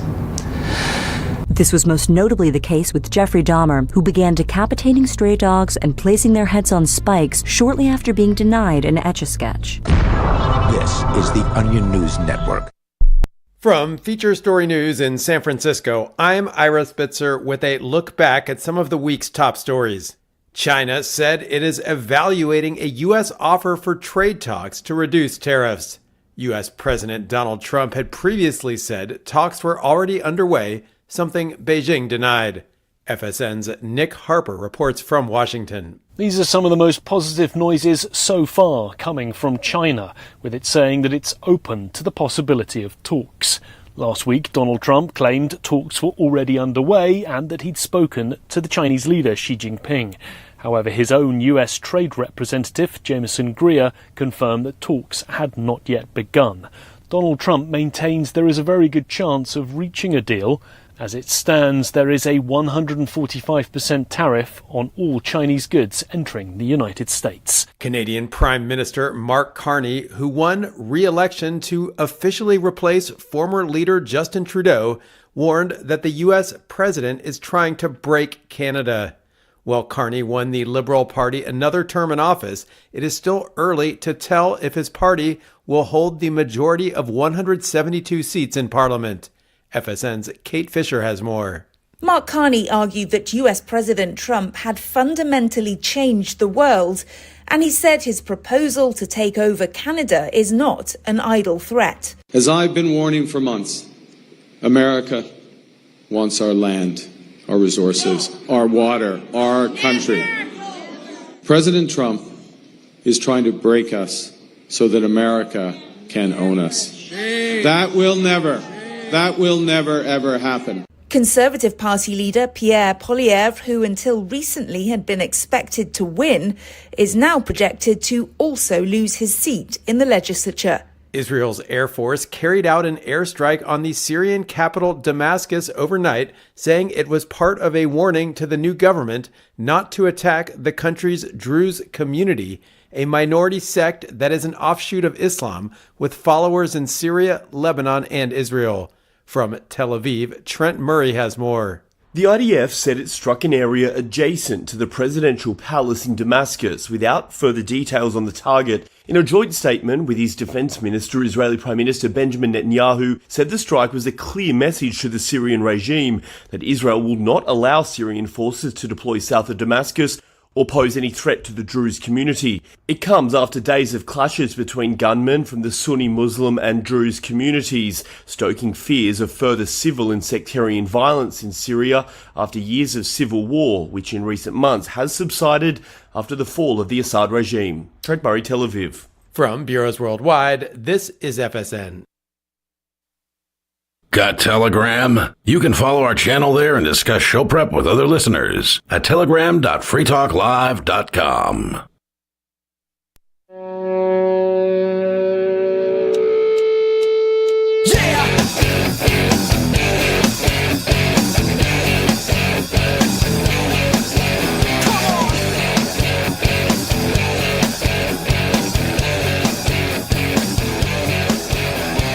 It's Free Talk Live, talk radio that you control.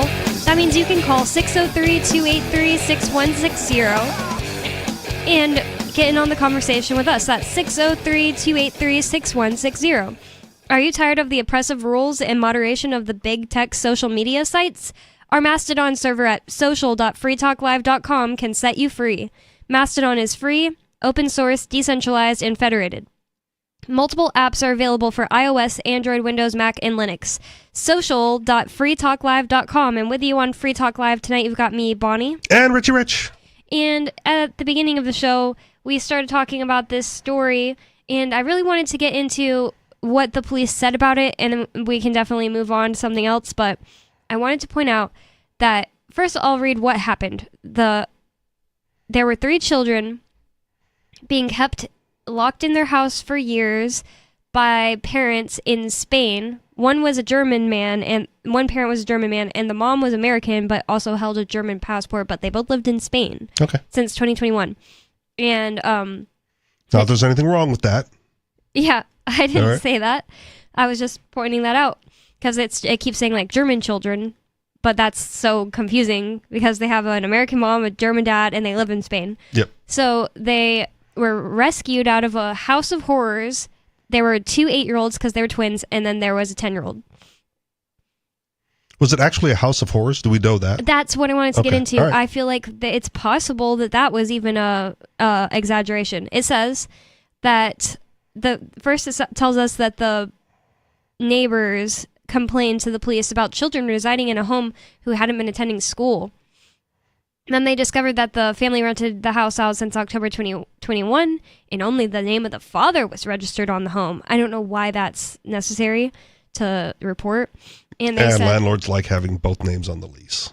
Oh, okay. It says locals also told the officers they had not seen anyone enter or leave the property since 2021, but then we find out that's not true. So officers approached the house on April 28th of this year, 2025. The mother told the officers to be careful since her children were, quote, very sick. And once inside, so they let them in. Once inside, cops found the home filled with trash and large number of medications and masks, as well as other items. Okay. Which the officer deemed a clearly unsanitary situation that could put the health and safety of the minors at risk. But the thing is, we don't know that is actually a true statement. Because just the fact that the home had... You get this often. A CPS worker or something comes in, really wants to take your kids away. You just haven't taken out the trash. Maybe it's even filled to the brim. You were going to take it out that day or the next day. You just hadn't gotten to it. You have kids to take care of. And they write in the report that your house is a danger to the kids because of trash. Yeah. I mean, you're not wrong. But I also feel like this is I'm going to call it a strategy or technique of yours to dismiss what the article says. Mm-hmm. So I can only form an opinion on the information that I have, and anything other than what the article says is already theoretical or hypothetical situation. Yeah, but the article doesn't actually genuinely give us any information other than what the cops said, and we know cops are liars. Yes. So if I was trying to claim that there was no trash in the home, that would be more like what you're saying, in my opinion. Right. There was probably trash in the home. There's probably trash in my home right now. And if somebody came in and just wanted to write something up to try to take my dog away because I don't have a kid, and they wanted to look for anything they could write, they could say there was laundry piled up in the room. Yes. Because there technically is. And I've shared this recently, maybe not on Free Talk Live. I've been sitting in the back of the police car while the cop thumbed through the book to try to find something to charge me with. And I said to him, like, you can't find anything, can you? And he said, don't worry about it. I will. Wow. Right? And I'm like, of course you will. So, again, you're not wrong. Like, they can find whatever they want. But given the overall story that we know so far, where, it might be presumptuous to say that they don't have any trash in the home, but maybe it's a hoarder house. Right? If no one's coming and going, or if they're that afraid. They said that, but then they go and contradict that later in the article. They talk about somebody coming and going. But it says the 3 children were also reported to be sleeping in cribs, which officers said were defaced with drawings of monsters and dolls. All right. When I was a little kid, I would draw this meatball man. Okay. Somebody could look at it and say, like, she drew a monster on the wall. I drew the meatball man on my grandma's wall. Yeah, but you're talking about 8-year-olds and 10-year-olds sleeping in cribs. Yeah, but is that necessarily abuse? A crib? Just because it has the walls? You could get over that when you're 3, maybe the parents just couldn't afford anything else. Okay. And the thing is, I'm just saying all this stuff to be devil's advocate. I'm not actually claiming that I believe these kids were in no danger. I just have to point out that cops, one, lie, and two, that the things they pointed out were no smoking crazy gun, in my opinion. If it was like the children had cuts all over their legs, the children were tied up, I would be way more like, whoa, there is no doubt in my mind. See what I'm saying? All right. It says the children were in terrible shape. It was absolutely outrageous. Not malnourished because they were fed, but they were also dirty. Kids are dirty. Every single kid on this planet is dirty. I don't care if you believe your kids are not dirty. All right. You could point out something dirty on a kid at some point in the day. Yeah, but there's a difference between like dirty and filth. Yeah, and we don't know that what they're saying because they're lying cops. Yeah. It says, and completely cut off from reality. Not just because they didn't go to school. When we took them out of the house into the garden, they wouldn't even go outside. They saw a snail and went crazy, freaked out. Okay. And that's the police officer. It says one police officer. Yeah, again, obviously I don't, messed up, obviously wrong. You're only going to get the cop side of the story. So if you're not going to believe what the cops say, then I don't even know the point of the article. At no point have I said that I don't believe what the cops saying, as in like that there's no truth to it. Okay. It's just that it could be exaggerated to make it seem worse than it was because they have to justify why they did all this. They have to justify why they are charging these parents and taking their children. Yeah. I also want to suggest that there might be a little more credence because these aren't American cops. These are Spanish cops, and it's a different system. Right? Yeah, but these cops also caused this and are trying to pivot into making it seem like it's not their fault. So the government clearly are. Yeah, but you directly caused it if you're the cop because you're the one that's out in the street enforcing it. Yeah, fair. In fact, more directly, in my opinion, than the government. It says, speaking at a news conference, Oviedo Police Chief Javier Lozano described the property as a house of horrors. We have given 3 children back their lives, he said, adding, we have dismantled the house of horrors. See, he lied because they didn't take down the house. They didn't dismantle it. No, I'm just kidding. I'm just making a joke about that part. What, did they clean it up? I don't know. Right. I'm just making a joke at that point. It says, after being rescued, the 3 children were taken to the National Human Rights Center for a medical evaluation and then placed into the custody of the Ministry of Welfare, which placed them in a juvenile center. And who knows what that means in Spain. Like an orphanage type thing or whatever. All right.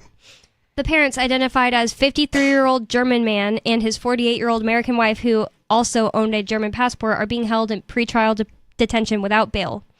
We've been affected by COVID. This is what Police Chief Lozano said that I said I have a problem with. We've all been affected by COVID syndrome and what the pandemic has brought. That seems like a weird translation, and I think he's saying we've all been affected by COVID, right? Okay. And we could speculate about what led a family to live locked up for so long. You don't need to speculate. You personally.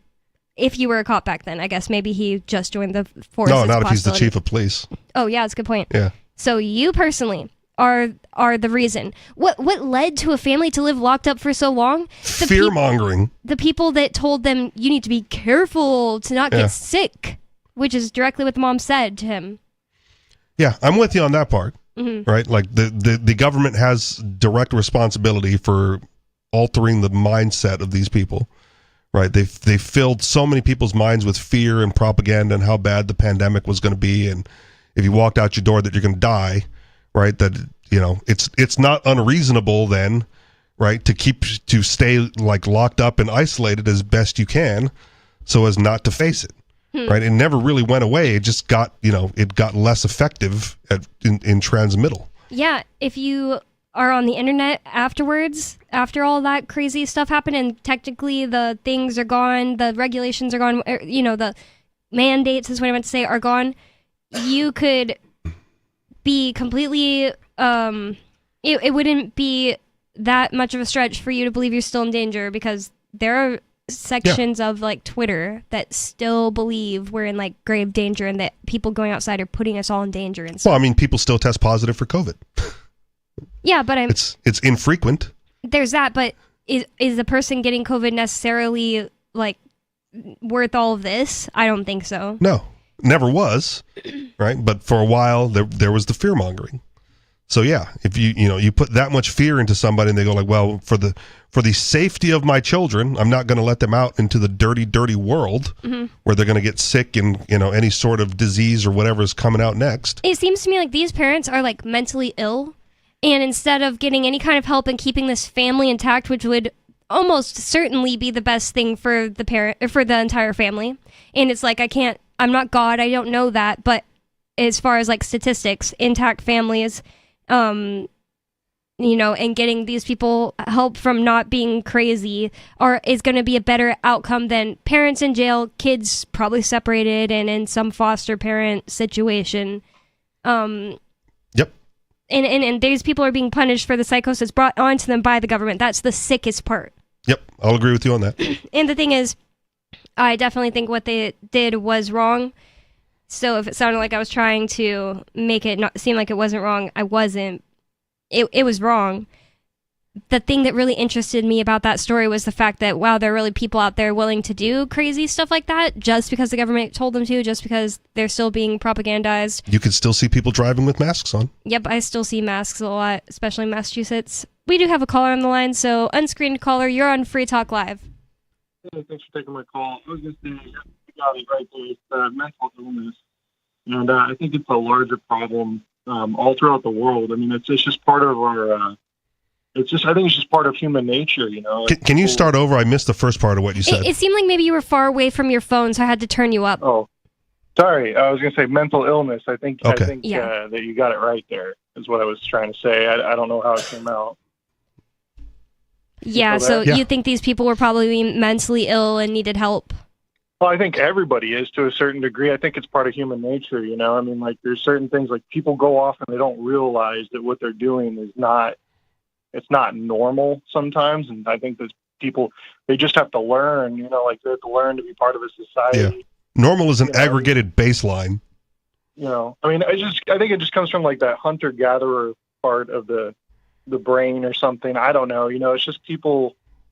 I mean, and you can't really blame the cops because, I mean, that is kind of like their job. They got to go investigate. I mean, what are you just want some random person to investigate that hasn't been cleared or, hasn't gone through the right steps? Those are only two options is the problem. In the entirety of the universe, those are not our only two options. Right now, those are our only two options because it's being forced on us. But I mean, like, have a little bit more, imagination. There could be a situation where people pay and they all agree to have some kind of police force that isn't unaccountable to you, that won't go shoot your dog, and that actually does a service like this. Like there was. You're really questioning like what the reality of the situation versus the theoretical of the situation. Well, they have child protective services or whatever. I don't understand why they wouldn't do a welfare check that way or something. But at the same time, like, I don't know, what comes into question is how the investigation is conducted. Was somebody trying to escalate a situation? Because sometimes you get a cop that wants to write you a ticket, like you were saying, that cop was thumbing through a book, he'll find something, right? Yep. But and then there's people who actually want to solve the problem, mediate the situation, or, and somewhere in between, whatever, there's two lawyers and a judge that can debate those things. And then, if they have to take it to a Supreme Court, then it becomes a law higher up on the books, and for whatever reason. Right. I don't know. But if we call it a mental health thing, then who's responsible for the treatment, and what do you do with the kids? Right. That's well, if you want to say we live in a society, well, then it's taxpayer funded. No, if you want to say like we live in a society, you could have a situation where everybody in this society understands. Maybe everybody in the society caller lives in. All agree that everyone is mentally ill, and so they have some kind of fund, and then they support things like this. Like if somebody starts showing signs, somebody goes schizophrenic on us, that's happened in the Free Estate Project. Okay. Maybe we decide to use that fund. And, psychological mutual aid. Yep. Okay. Something like that is possible. And the thing is, we always have to go back and forth. Are we talking about what would have happened like 2 days ago when this happened? I don't know. Yeah, like I said, it's theoretical versus the reality of the situation. Yep. Right, but if you're claiming, for these people, the reality of the situation is they're facing jail time for it. And if you're saying it's a mental health thing, well, then maybe you pivot away from jail to treatment. Mm-hmm. But you still got to figure out what to do with the kids. You can't send them back into that environment while the parents are being treated. Yeah. Right? That seems like a bad idea. Mm-hmm. But again, who's got a higher claim? Well, I don't know. I said yeah, but I don't necessarily know that that's the case. In this situation, while those parents are being treated, and the mental health people that they've agreed to work with, let's say, tell them, listen, this is bad and you got to stop these things right away. It could be much better instantly. Like, these kids need a bed that's not a crib for some reason. Like, it seems like that's like the least important thing. It's one of the 3 things they brought up in the article. A shower, a bed. Yeah, maybe these kids weren't getting showered. They get talked to, and it's like, listen, if you don't want your kids taken away, if we're talking about today, an hour a day in the yard. Yeah, then you need to start changing these things. And we're health experts, and we're telling you that this is best for your kids. Maybe the parents actually listen to that, and then the kids don't get taken away from their parents. Traumatic. They don't get separated from each other. They don't get raped. And the other thing I wanted to say to the caller, they'll get a caseworker though, who's going to monitor that. Weekly check-ins. The other thing I was going to say, I didn't address with the caller, was maybe he didn't hear that we were talking about Spain there, because there was some kind of thing that was, because I just don't know how it works there. He was saying, this is what he was saying. He was saying, I don't know why CPS didn't go there. I just don't know what their situation is in Spain. Yeah. Maybe it's normal for cops to go there first. Yeah. That's, again, fair, right? But you can relate it to what you do know and how it would be handled differently here or whatever. Mm-hmm. Yeah. I just felt like that was worth pointing out. But I don't know if I really have much else to say about that story.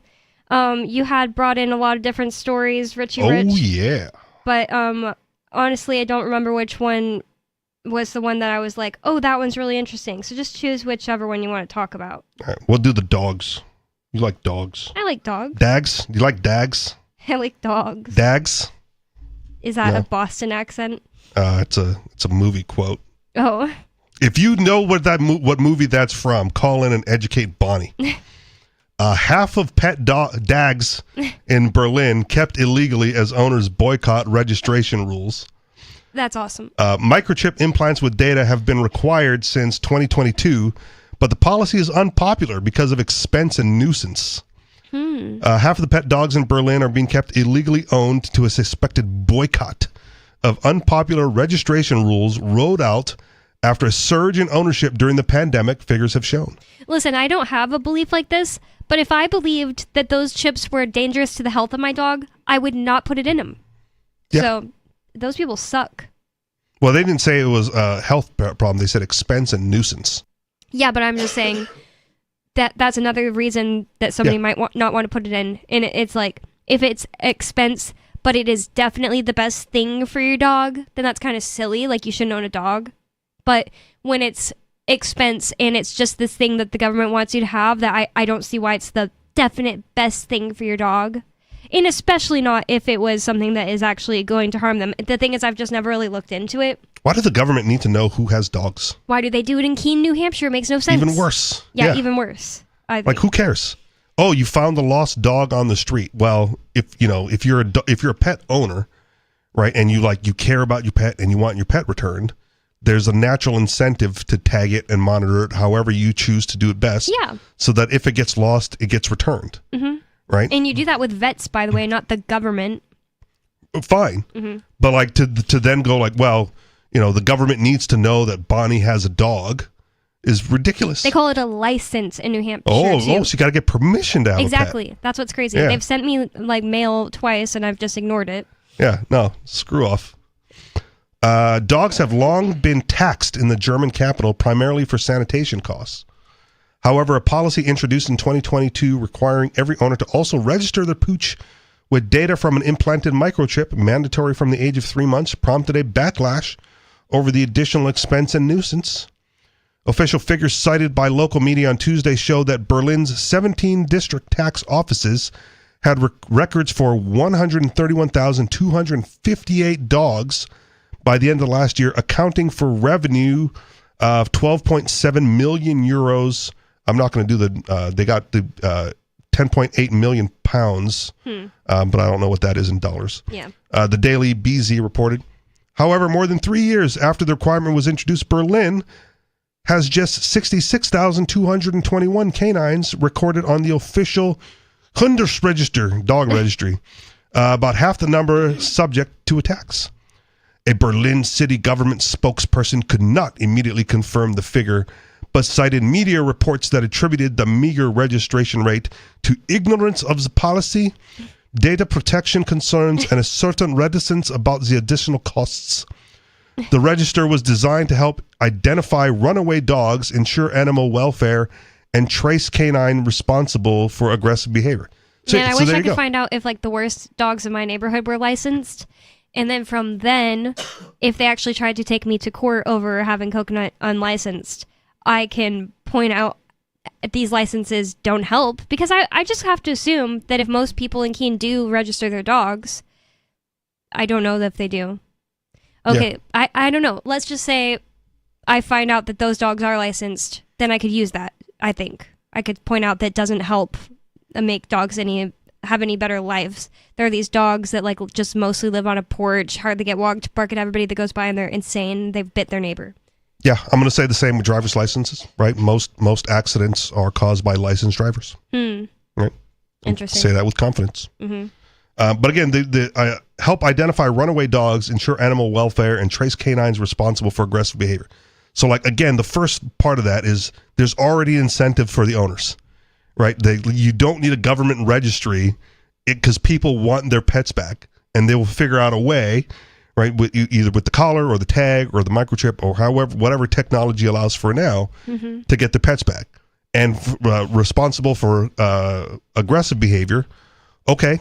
I could, maybe if you're trying to find whose dog it was, if they don't want the dog back, well, treat it as a wild animal, right? That's part, and do what you want. Most dogs that bite, it's they get put down. They do, right? But then who's responsible for your medical bills? Oh, I see. Right? If you can figure out the owner, and then fine, but there's some things that I just consider a risk of being alive and on the planet. Yeah. Right. And if I get attacked by a dog, right, that doesn't have an owner or, can't find the owner, you just treat it as wild, as if you got attacked by a bear or a raccoon. Yeah. Right. And what are you going to do? Yeah. That's the risk of going out into nature, man. Mm-hmm. So it's a little tenuous. Unless the dude on the leash goes attack. Yeah. Right. And they go well, it was that guy. It doesn't matter if the dog has a license. Yeah. But then you know who it is. You don't. The dog still doesn't need a license. Mm-hmm. When it began, the dog owners complained about the additional expense of reporting the double-digit serial numbers on the microchips implanted in their pets, which cost €1,750 for each dog when done online and $2,650 over the telephone. Why do stupid things like that cost any money at all? These people are getting paid too much to do their job, which is to take that and input it into some system. Again, because the government says you must, and they set the price. And it's arbitrary because there's no market function. Yeah, I was kind of wondering what they meant by the nuisance, and that sounds like a freaking nuisance to have to go on a government website and report your dog's number to them. 603-283-6160. More Free Talk Live coming up. That's 603-283-6160. Call in with whatever's on your mind, and you can bring up whatever topic you want. 603-283-6160. More Free Talk Live coming up.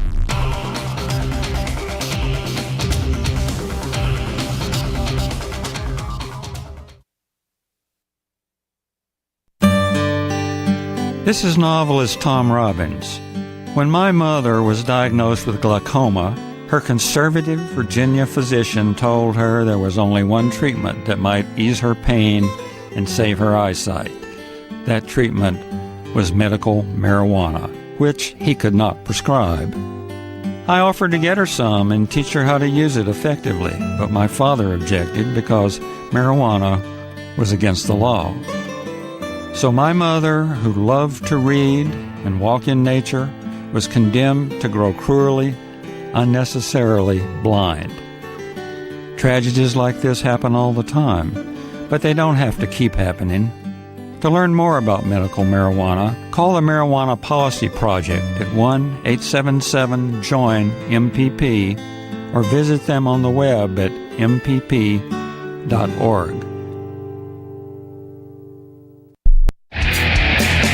Protection. Eleutheromania. The insatiable desire for freedom. Filibuster.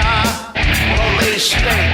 It's the new 3-song heavy metal EP from Captain Kickass.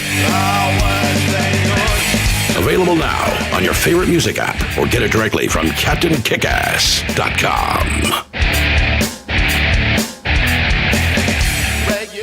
If you want to know the latest about Free Talk Live before we go on the air, all you need to decide is how you want it delivered. It's your choice. Visit news.freetalklive.com to receive our usually weekly news updates by email. Plus, we have a Twitter account at twitter.freetalklive.com, and you can follow us on the decentralized Mastodon platform at toot.freetalklive.com. So please follow us at toot.freetalklive.com and sign up for our emails at news.freetalklive.com. You're listening to the live edition of Free Talk Live. Hour number 3 is next after the news here on the Liberty Radio Network at LRN.FM. From Feature Story News in San Francisco, I'm Ira Spitzer with a look back at some of the week's top stories. China said it is evaluating a U.S. offer for trade talks to reduce tariffs. U.S. President Donald Trump had previously said talks were already underway, something Beijing denied. FSN's Nick Harper reports from Washington. These are some of the most positive noises so far coming from China, with it saying that it's open to the possibility of talks. Last week, Donald Trump claimed talks were already underway and that he'd spoken to the Chinese leader Xi Jinping. However, his own US trade representative, Jameson Greer, confirmed that talks had not yet begun. Donald Trump maintains there is a very good chance of reaching a deal. As it stands, there is a 145% tariff on all Chinese goods entering the United States. I'm Nick Harper in Washington. Canadian Prime Minister Mark Carney, who won re-election to officially replace former leader Justin Trudeau, warned that the U.S. president is trying to break Canada. While Carney won the Liberal Party another term in office, it is still early to tell if his party will hold the majority of 172 seats in Parliament. FSN's Kate Fisher has more. Mark Carney argued that US President Trump had fundamentally changed the world, and he said his proposal to take over Canada is not an idle threat. As I've been warning for months, America wants our land, our resources, our water, our country. President Trump is trying to break us so that America can own us. That will never, ever happen. Conservative Party leader Pierre Poilievre, who until recently had been expected to win, is now projected to also lose his seat in the legislature. Kate Fisher, Washington. Israel's Air Force carried out an airstrike on the Syrian capital Damascus overnight, saying it was part of a warning to the new government not to attack the country's Druze community, a minority sect that is an offshoot of Islam with followers in Syria, Lebanon, and Israel. From Tel Aviv, Trent Murray has more. The IDF said it struck an area adjacent to the presidential palace in Damascus without further details on the target. In a joint statement with his defense minister, Israeli Prime Minister Benjamin Netanyahu said the strike was a clear message to the Syrian regime that Israel will not allow Syrian forces to deploy south of Damascus or pose any threat to the Druze community. It comes after days of clashes between gunmen from the Sunni Muslim and Druze communities, stoking fears of further civil and sectarian violence in Syria after years of civil war, which in recent months has subsided after the fall of the Assad regime. Trent Murray, Tel Aviv. The Pakistani government has hiked security measures in Pakistan-administered Kashmir. This follows accusations from India blaming Pakistan for a terror attack in Indian-administered Kashmir last week that killed 26 people, a charge which Islamabad denies.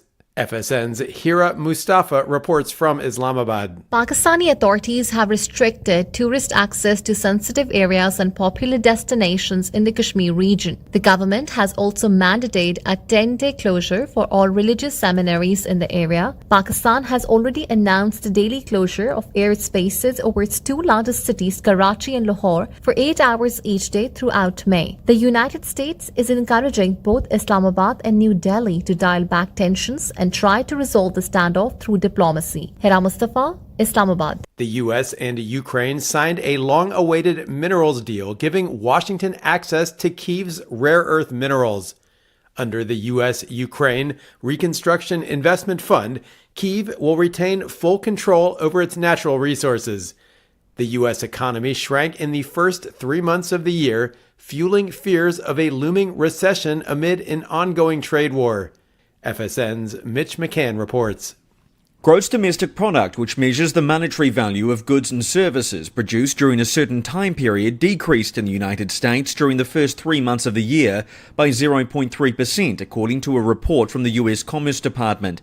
The figure represents the first contraction in the U.S. economy in 3 years and covers the period before the highest tariffs were implemented in early April. It's also a notable turnaround from the 2.4% growth recorded during the final months of last year. Part of the reason for the contraction is due to a significant increase in imports, soaring 41% as businesses stockpile goods to beat the tariffs. Those were some of the week's top stories. In what medical authorities are calling one of the worst ointment complications in White Plains Hospital's history, area girlfriend Caroline Nagler was rushed to the ER this week after suffering an extreme overdose of scented lotion. With a blood lotion level of 0.45, hospital sources confirmed that Nagler had rubbed onto her body 4 times the lethal limit of shea butter, green tea cleanses, and naturally soothing mineral therapies. Even putting aside the sheer level of lotion Miss Nagler had on her person when she arrived at the ER, this was an especially lethal combination she was using.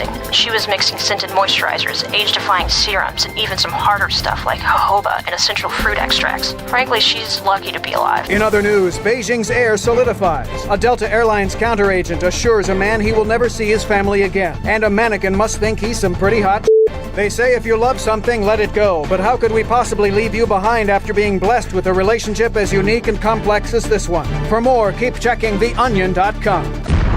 This is the Onion News Network. Our Matrix server is about as free as internet chat can be. Join the existing rooms or create your own at chat.freetalklive.com.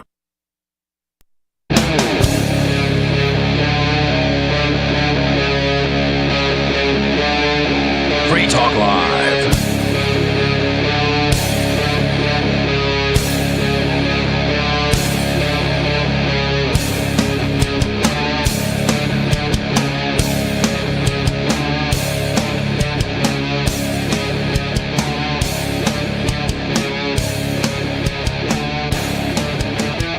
It's Free Talk Live, talk radio that you control, and 603-283-6160 is the phone number. That's 603-283-6160.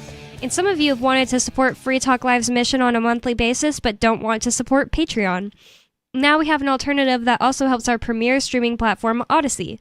Visit video.freetalklive.com and click join at the top of the channel. You can subscribe for $5 per month, and unlike other subscription services, Odyssey adds their processing fee on top, so it will cost a little over $5 per month, but Free Talk Live will receive the entire amount you pledged. You will get a special membership badge that is visible in the Odyssey chat room, and it's members only for the chat, so you'll be allowed to be in the chat. This new subscription method is a great way to decentralize our direct listener support away from just Patreon and also support a libertarian-run business, Odyssey. Please visit video.freetalklive.com and click join to subscribe to our Odyssey channel and help support spreading our messages around the planet. Also, I just wanted to point out you can also just watch us on Odyssey and follow us on Odyssey and like and comment. But you just can't comment on the live if you're not a member, but you can totally view our things and stuff like that. I feel like that ad might be written in a way you might not realize that. So yeah, you can support the libertarian-run business that way. With you on Free Talk Live tonight, you've got me, Bonnie, and Richie Rich. And in the last segment, we started talking about in Berlin, they force the people to buy dog licenses. Is that what it is, or is that just not the word they use? They've mandated it, and the Berliners have resisted. So, and again, you also mentioned that they do that here in Keene to a lesser extent. So let's not pretend like this is a just Berlin German phenomenon. Yeah. There's not much more to the article here, but just I'll jump on some of the highlights. Failure to comply with the policy can lead to fines of 10,000 euros, with dogs subject to spot checks for their microchips by public order officers dispatched to roads and parks. Last year, 523 Berliners were attacked by dogs, and in 97 instances, people were jumped on in a threatening manner, and 357 cases, dogs bit other canines. So, again, I don't, like, how big is Berlin? Like, you know, by volume, the 523 attacks, that seems small. They have 3.78 million. Okay. So this whole thing to like curb 523 attacks. And like jumping on in a threatening manner is pretty scary, but can you call that an attack? I don't know. Well, and again, 357, there were dog-on-dog crimes. Yeah. Right. And like my dog, Coconut, has been bit 3 times, and I've never went to the government about it. I just made sure he was okay and then moved on. I mean, like, I don't necessarily think a dog deserves to die instantly when it's been because it's been another dog. They have a prey instinct, and Coconut's small, you know. Yeah. It's not necessarily about not going to the government, because if the other dog owner is, you know, negligent in some way that allowed that to happen, they're absolutely responsible. Yeah. Like they've damaged your property, and even absent the current system, like there would be a claim for damages somewhere. So. Well, and the other point that I should point out is that in one of those cases, he got actually injured, and the other 2, he didn't actually get injured. So, like, he was literally bit, and there would be someone out there who would Karen out and do something about it in at least 2, in all of these situations I'm talking about. Okay. And in 2 of them, he wasn't actually hurt. He was, like, terrified. But it's like he got bit, but not hard enough to bite. And this is the thing. People always point out, oh, Chihuahuas are more dangerous than X, Y, or Z breed because they bite the most. But it's like, okay, if it bit and didn't actually break the skin, why are we counting that as if it's the same thing as a pit bull, like, mauling someone? Yeah. And then 2, even if it does break the skin, it's like, okay, it's a scratch. Yeah, exactly. And I'm not saying that excuses, like, actually biting behavior. My dog is part Chihuahua and has never bit another dog or a person. I'm just saying that it's like there's all these nuance, and they're just trying to throw numbers at us and make it seem worse than it probably is. And again, it's hard to, well, maybe it's not that difficult, like the motive of the dog, right? Like I've been cut playing with dogs, and I'm not mad at the dog because that's how they play, and I chose into that. Yeah. Or like, I'm going to play with this big dog, and, you know, I might get bit a little bit, or like, you know, nipped or whatever, because that's just how they play, and I can't get mad because, like, I want to play with the dog, man. So, but if I'm on the street and, like, you know, a dog rushed me and attacked me and jumped on me, right? Maybe that's a different story. Like, I didn't enter into that voluntarily. Yeah. You know? And the other thing is, like, a dog jumping up on you, if it's big enough, it can just, like, scratch you, knock you over. My grandma, I always thought that my grandma or my great grandma died of a dog attack, but apparently she didn't die. But she got knocked over by a big group of dogs and broke her hip. Okay.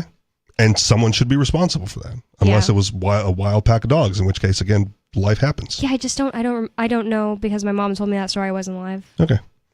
Last part here, under law passed in 2016, breeds deemed especially dangerous, such as pit bulls and American Staffordshire Terriers, require separate registration. So again, they make the accommodation for the larger, dangerous breeds, whatever that means. I've never even heard of, maybe I've heard of it. Oh, it just looks like a pit bull, an American Staffordshire Terrier. There you go. Honestly, if I saw that, I'd just be like, a pit bull. I would have no idea that wasn't a pit bull. So if anybody else was wondering. Pit bulls is another one. Like, what's, you know, I've seen enough videos on YouTube of, like, you know, oh, our good pit bull just went crazy and we don't know what happened. Yeah. Right? And go like, maybe, you know, maybe there's something innate in there that's not necessarily nurture. Yeah. And it seems like the ones that are really good are always mixes. Okay. Like I feel like all the best dogs are mixes, period, because it's like if you're breeding a dog, inbreeding years after years, they're just going to be a little crazy, a little bad, a little unhealthy, and mutts are the most healthy. Yep. So that's like objective, but subjectively, I feel like they're also just the best. Okay. So yeah, pit bulls, I think that it's definitely possible. There's something innate. Absolutely. And I also agree with the idea that like you can be a really good owner and probably live an entire pit bull life could be lived and it never did anything wrong. Yes. Because it has a really good owner. But all of the YouTube videos, like that was the situation and then they went crazy. Yeah. And exactly. I don't know. It's like people don't really think about the fact that they're dealing with a wild animal, like because they didn't grow up ever having to deal with wild animals or like farms and stuff like that. I mean, I didn't, but somehow I just knew I didn't want a giant dog. Yeah. And I got one. But if you can control it, right? Like pit bulls get a bad rap because they're the fighting dogs and the guard dogs. And so they're absolutely way more vicious and can be trained to be way more vicious. Mm-hmm. But even the ones that are trained to be nice and calm and family pets, flip a switch sometimes and it's dangerous. Yeah, So I agree. So again, personal responsibility, be careful. And if you own one of those, like you're going to be on the hook for a lot of damages if it does go crazy. Maybe you don't want to. One thing about like the Chihuahua thing where people will be like, oh yeah, well, Chihuahuas, this and that, every time they get defensive about pit bulls, is I've never heard of it being that case with the Chihuahua. Like, it was such a sweet dog and everyone petted it all the time and then one day it just snapped. It's almost always like that's some old lady's evil little rat dog that is bad and you went into its house or whatever and it bit you. See what I'm saying? It's never like that, like, and it was sweet every day and then it bit someone. Like, so I just think that it's like you should know you might get bit by that Chihuahua, Yeah. And put your box, put your delivery box outside the fence. Yeah, that's so messed up. Yeah. Save the delivery guy a trip of having to like fight off your dog. Just go collect it outside the fence. That's so messed up that people do that. I was a delivery driver for Uber Eats and nothing like that ever happened to me. If I had looked at some fence and there's a pit bull sitting there and I was supposed to go all the way to the door, I just simply wouldn't do it. Like I would be like, well, left it at the gate, left it at your curb, it's here, send the picture. I don't understand the type of personality it takes to be like, well, I have to. Like when we were doing Young Americans for Liberty door knocking, there were the more Boy Scout types that would be like, and I went up to this yard and there was a pit bull and it jumped on me and bit me, and I'm just like, well, why'd you go? I would mark it as unable to go. Like there's always that possibility. I would mark it as unable to go for less than that, actually. I did door-to-door sales for a little bit of time, but I was aggressive. Like the goal was to get in the house. So if the door wasn't closed all the way, hello. Yeah, you've told me that before, and that's insane. Like as far as a job, I would never be able to do that job. At least not like that. No, that was the job. I would never walk into someone's house. But when I did Young Americans for Liberty, I really leaned into the fact I had a car and I could drive other people because I really didn't want to be knocking on people's doors. It was not my personality. Like, I thought it'd be fine. Yep. And then when I was actually in it, I was like, I just don't like this. It's like, if somebody doesn't want me there, I'm just like, no problem, goodbye. I'm not the type to be like, well, are you sure you don't want to hear about blah, blah, blah, state rep this? Like, I don't want to do that at all. And then if it's somebody who really wants to talk to me, not that interesting of conversation, it was a horrible job. Yeah. I mean, the general problem is no one wants to initially. So from a sales perspective, you have to get them to drop their guard to actually hear the pitch, and then maybe they do. Right? Like, no one, you go knock on someone's door, they obviously don't want it because they didn't come to you. Yeah. Right? But if you can get them to listen to you, and that's the trick. Like, you got to get them to listen to you, and you only got a few seconds to do that. Same with, we talked about it briefly because one of the callers asked a few weeks ago, like, my regular day job, I run a marketing office with a handful of telemarketers, right? And nobody wants a telemarketer call, but that's where we get most of our leads. And the only trick to it is you got 15 seconds to convince them that the rest of what you have to say is important enough to stay on the phone for. And you can do that and you can be successful. I feel like there has to be some kind of dopamine hit that people who do jobs like that would get, like that you are, or at least were prone to when you're doing like sales, that Mark Edge is prone to, that my brain doesn't have. Yeah. I don't have that.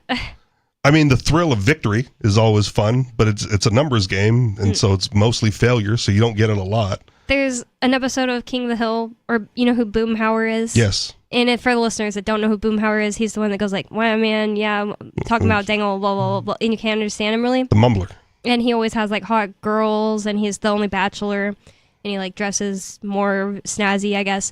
Well, there's an episode where I think it's Bobby wants to learn how to get women from Boomhauer, so he follows him around and is like, let me find out the secret. And Boomhauer basically goes up and gets rejected by like 100 girls all day, and Bobby's like, oh my god, you're disappointing me, I thought you were good at this. And he's just basically tells him like, you just gotta not care when they reject you. I got rejected by 100 girls today. And then he finally goes home with the one girl that's actually into just getting approached that way by Boomhauer, and he was successful that day. And that kind of ties into what Turd Ferguson was asking earlier, right? Do I like it? No. Do I dislike it? No. It is what it is, and I don't dislike it, right? Like I just do what I do. Yeah, I think he was I didn't get excited to go like knocking on people's doors, but I didn't hate it enough to like, well, this isn't for me. Yeah. I could totally go to work and do that. It seemed like he was trying to make some kind of point, like, you should only be doing something you absolutely love. And it's like, there's this whole entire thing where people talk about this that's like already been discussed on like ad nauseum, where it's like there's a mixture between what you love, what will make you money, and blah blah blah. A Venn diagram. Yeah. Yeah. It doesn't all overlap, and it doesn't all have to, and it's not all going to overlap for everybody. Or right? be the same ratios. You would if you know, you would have far fewer janitors if everyone just did what they loved. That's a good point. Because not a lot of people want to clean that mess up. Right. At one point, I was working like maintenance for a health spa, and occasionally kids would like throw up. That and leave a mess in the bathroom because they're young. Mm-hmm. I was like, Rich, you got to clean up on whatever. I'm like, man, they should really hire someone to do this because I'm supposed to be doing the other maintenance stuff. Like, well, they did. It's me. Like, I'm the guy that gets paid to like spray down the poop. Mm-hmm. So, but like, did I enjoy it? No. But was I fine with it? Yeah. Yeah. Was I doing what I love? No. But I didn't hate it enough to stop. You weren't doing what you loved, so you were living like there was tomorrow, and therefore that's a bad thing. Yeah. Again, I get paid a week out. I'm going to go to work this week, and I'm not going to get that paycheck until like next week Thursday. Like, I'm absolutely living like there's a tomorrow, and like more than a tomorrow, like 2 weeks from now. Well, as we discovered, so is Turd Ferguson, but... Yeah, can't all be consistent. Yeah. So the other story you wanted to talk about, was it the one about men's eyelashes? Oh, do you want that one? Because I pulled up the Forest Service evicting homeless people. It's up to you. Okay. I'm going to just do the Forest Service evicting homeless people then, because that's the one I'm able to read right away. Okay. U.S. Forest Service evicts dozens of homeless people living in Oregon woods. Action in, I don't know how to say this, Deschutes National Forest for Wildlife Prevention Plan follows Trump order to increase timber production. Uh-oh. I might not be able to read all this. It's like fading out and not the whole article. Oh, that's annoying. I know. Maybe I can make it pop up on my screen. I saw No. I got it. Oh, okay, cool. Dozens of homeless people who have been living in a national forest in Central Oregon for years were being evicted on Thursday by the U.S. Forest Service as it closed the area for a wildfire prevention project that would involve removing smaller trees, clearing debris, and setting controlled burns over thousands of acres. So, this is kind of weird language because it feels like evicted. Why aren't they just being like removed because they weren't supposed to be there? And I'm not saying that's right, but that's how they treat us. If I wanted to just go build a house in a pretty national forest, they wouldn't be like, we're evicting Bonnie. They'd be like, we removed the danger. She was destroying wildlife and she's not supposed to be there. But homeless people can just go be there?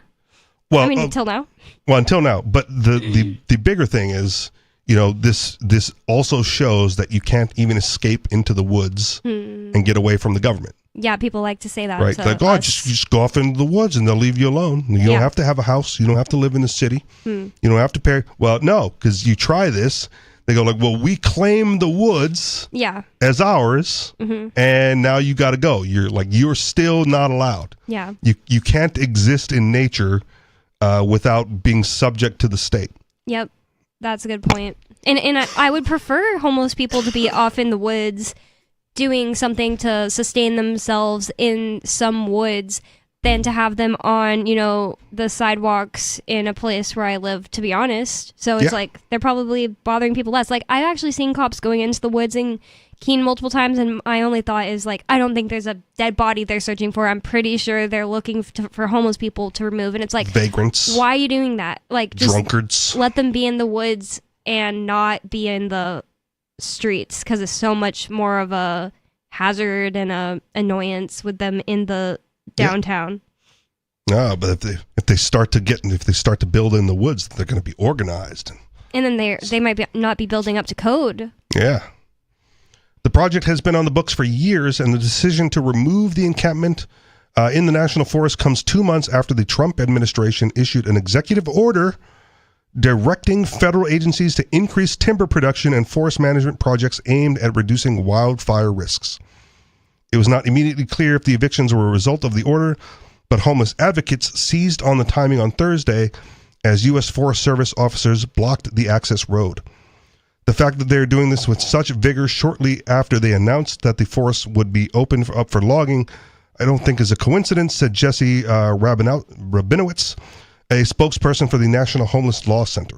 I didn't know that the government, the federal government, has national forests and then just dedicates them to logging. I would have thought that's a separate thing. Yeah. Unless it's like, we dedicated this no longer as a national forest, and now we're going to log here. Like, that's a different thing. I didn't know they're logging in national forests. I thought the whole point was like, we have this so we don't have to disturb nature, blah, blah, blah. Yeah, I'm kind of with you, and I might want to suggest that this is a Trump thing to bring back industry, right? Like other presidents would have prevented, oil drilling in certain areas and logging in certain areas. And then Trump goes like, no, industry's more important than preservation. So, it could be that he has just allowed it recently.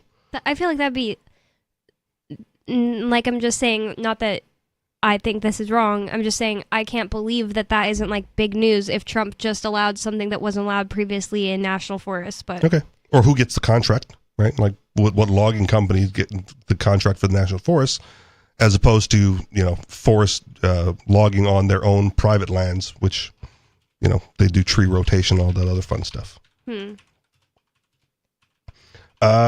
U.S. Department of Agriculture, which oversees the U.S. Forest Services and the service's Pacific Northwest region, did not immediately respond to emailed requests for comment. The closure does not target any specific user group and will restrict all access, including day use and overnight camping, while crews operate heavy machinery, conduct prescribed burns, and clean up hazardous materials, National Forest spokesperson Caitlin Webb said in an email. It's not safe for the public to be in the area while heavy machinery is operating. Trees are being felled, mowing operations are active, and prescribed burning is occurring. Unquote. So that's just talking about like public visitors, not necessarily homeless moving back in. Well, yeah. So the claim is that they're not targeting the homeless people; they're getting them out and restricting anybody else from going in so that they can do these activities. This is just the AI overview that comes up on Google when you Google something. So take it with a grain of salt, like as if a cop said it. It says, yes, logging is permitted on some national forests, although not all areas are open to it. The U.S. Forest Service manages timber harvesting on a portion of the national forest system to produce wood products. I just didn't know. All right. Campers who had set up trailers, recreational vehicles, and tents amid the ponderosa pines in the national forest scrambled in the darkness Wednesday night to pack up and get their engines working again. Authorities closed the two-lane road in the early hours of Thursday morning. It was not immediately clear how many people were left in the forest by the afternoon, though some were unable to leave. The U.S. Forest Services has been working for years on plans to close part of the national forest near Bend for forest restoration and wildfire mitigation, but the number of people living in that part of the forest has grown, with many losing homes during the coronavirus pandemic due to job losses and high housing costs, Rabinowitz said. Donald Trump's administration had acted to roll back environmental safeguards around future logging projects on more than half of the U.S. national forest under an emergency designation that cites dangers from wildfires. So there you go. He's also opening it up. Whether the administration's move will boost lumber supplies as Trump envisioned in an executive order he signed in March remains to be seen. Joe Biden's administration also sought more logging in public forests to combat fires, which have become more intense amid drier and hotter conditions linked to the climate crisis. Yet U.S. Forest Service timber sales stayed relatively flat under that tenure. So 603-283-6160. You can't escape the government by going into the forest. 603-283-6160. Call in about whatever's on your mind. More Free Talk Live coming up.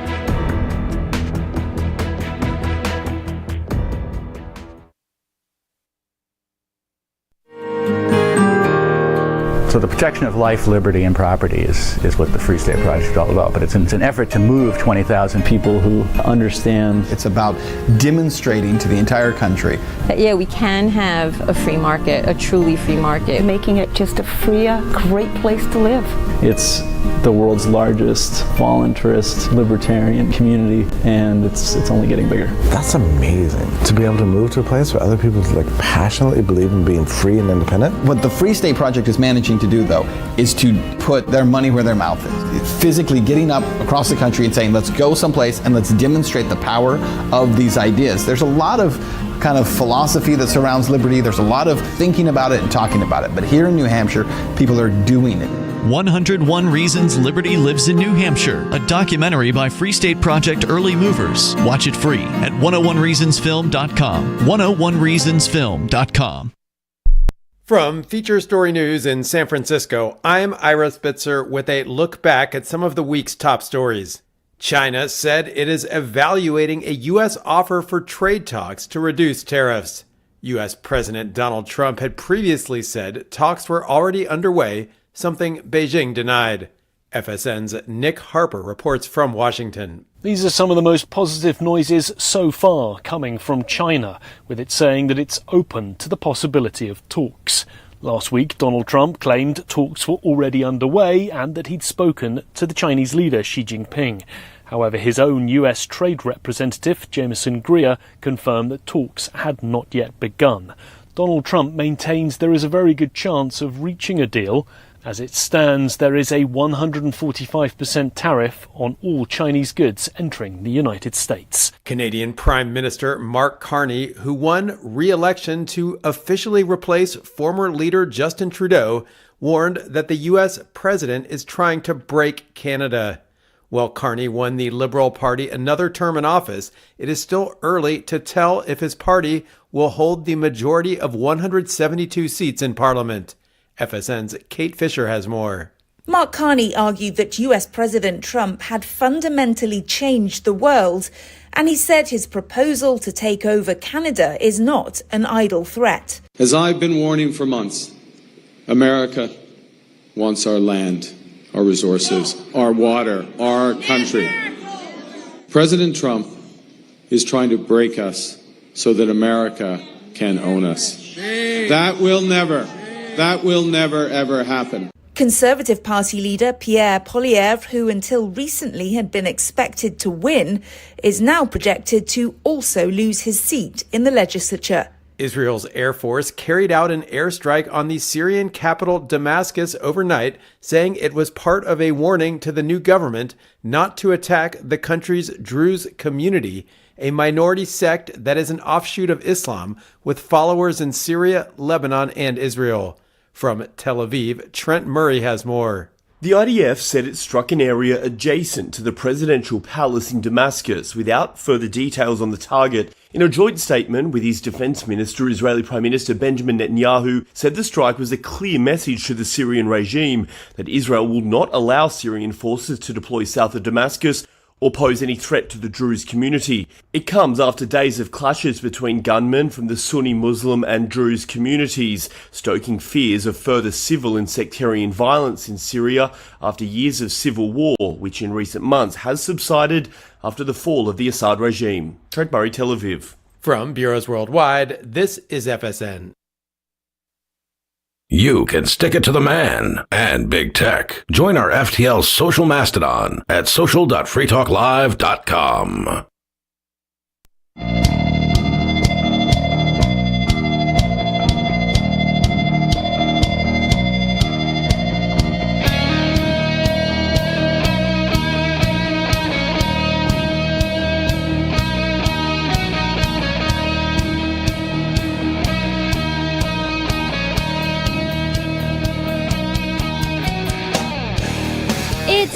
Talk Live, talk radio that you control, and 603-283-6160 is the phone number. That's 603-283-6160.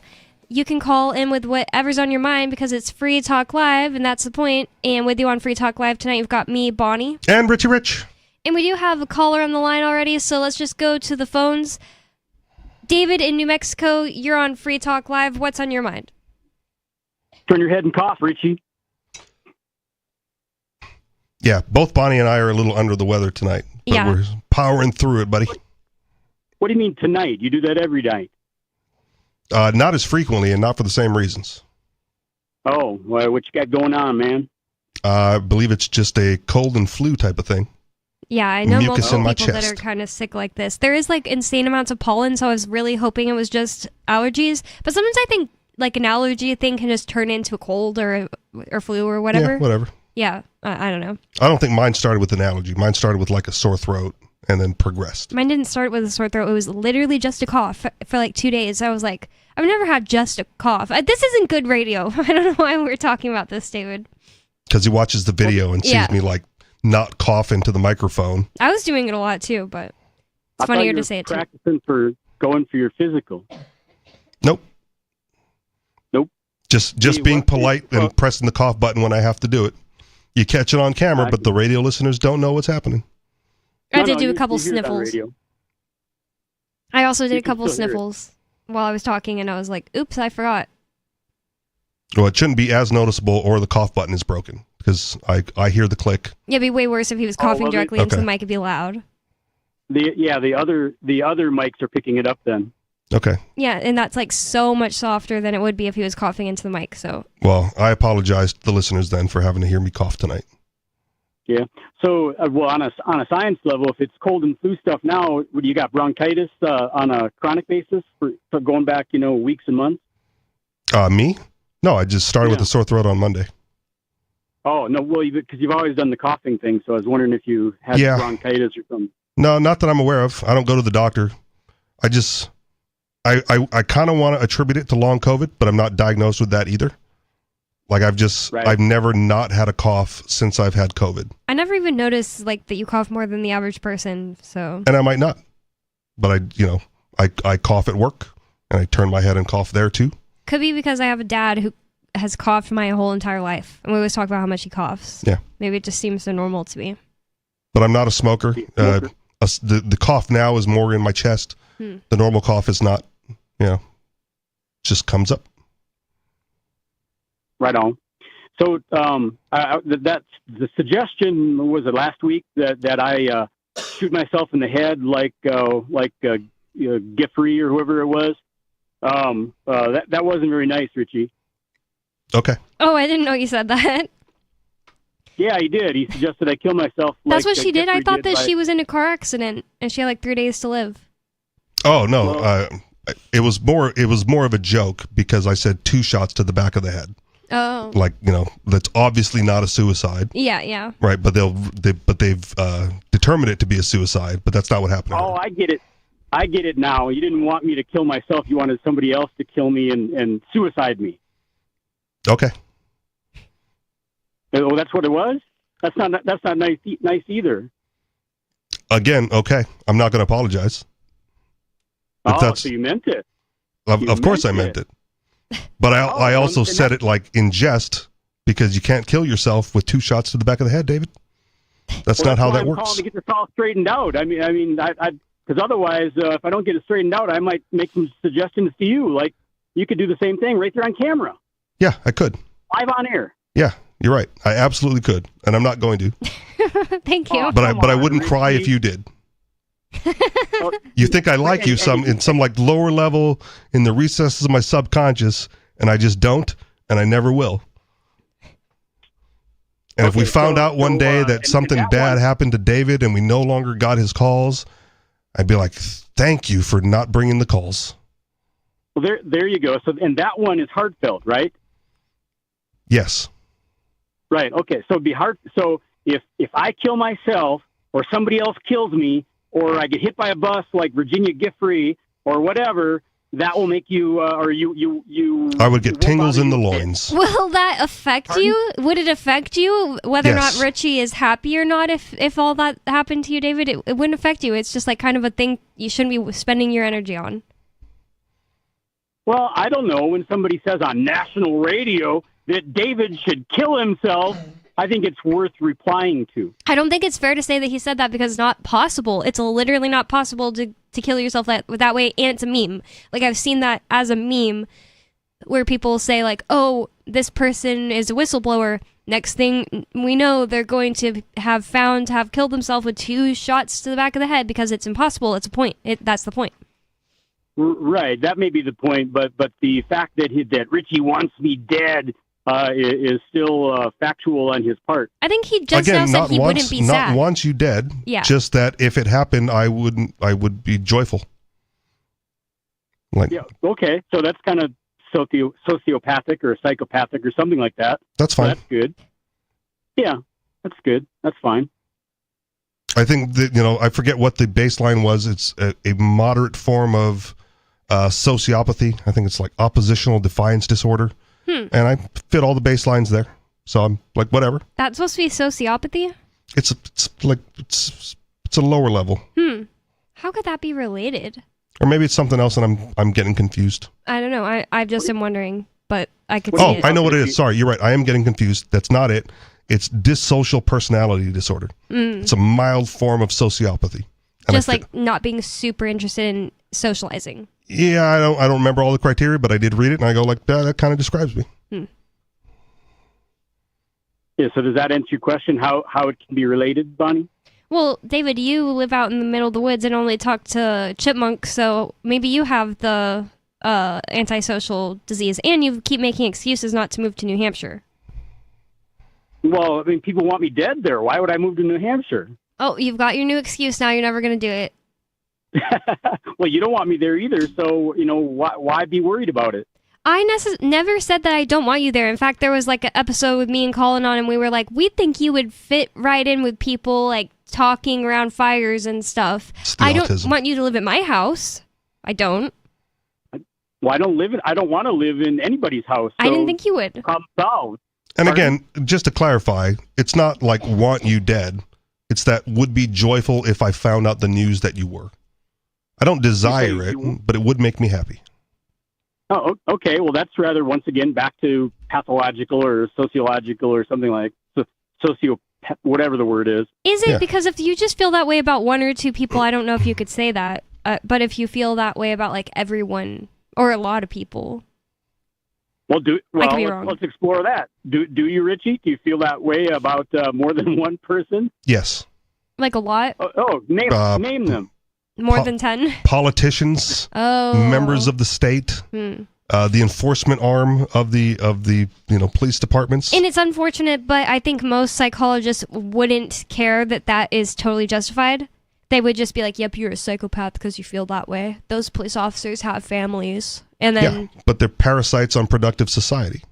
So they wouldn't see the gray there, and they would just decide that you were psychopathic or sociopathic, whichever. But I'm not going out of my way to like attack or kill cops. But if like I read a news article, go like, oh, cop murdered, trying to arrest an innocent suspect, I go, ooh, that makes me feel good. Oh, well, hey, I just read an article or several articles about first of all, you'll like this part. There was a sheriff that was a person known to a friend of mine, and that sheriff's son was also a deputy. Surprise, surprise! And that deputy son was stealing cocaine out of the evidence locker, and he got busted for it by my friend's dad and got fired from that sheriff's department. So he just moved across the state line and worked as a deputy in a different state for a few years, and then came back and got hired by his daddy. And then, but here's the part you'll like. You like that part too, because you like bad things to happen to cops. Of course, nothing bad happened. Yeah, I didn't hear the bad yet. He got fired, and they just got moved around. No, they do this all the time. They shift them from department to department so that they can continue on with their careers and collect their pensions. Right. So there's parts you like in there. Here's another part. No, nothing you said I liked. Just to be clear, that was all bad. Well, that was all good for the cop. Okay, well, here's another one. So then, after a few years of moving back to his daddy's cop shop, then he got fired again for sexual misconduct. Okay. Did you turn your head? I turned my head and coughed. Yes. Okay, good. Now, so he got fired for sexual misconduct after his daddy hired him after he had gotten fired in the first place. Okay. And here's the part you'll really, really like. This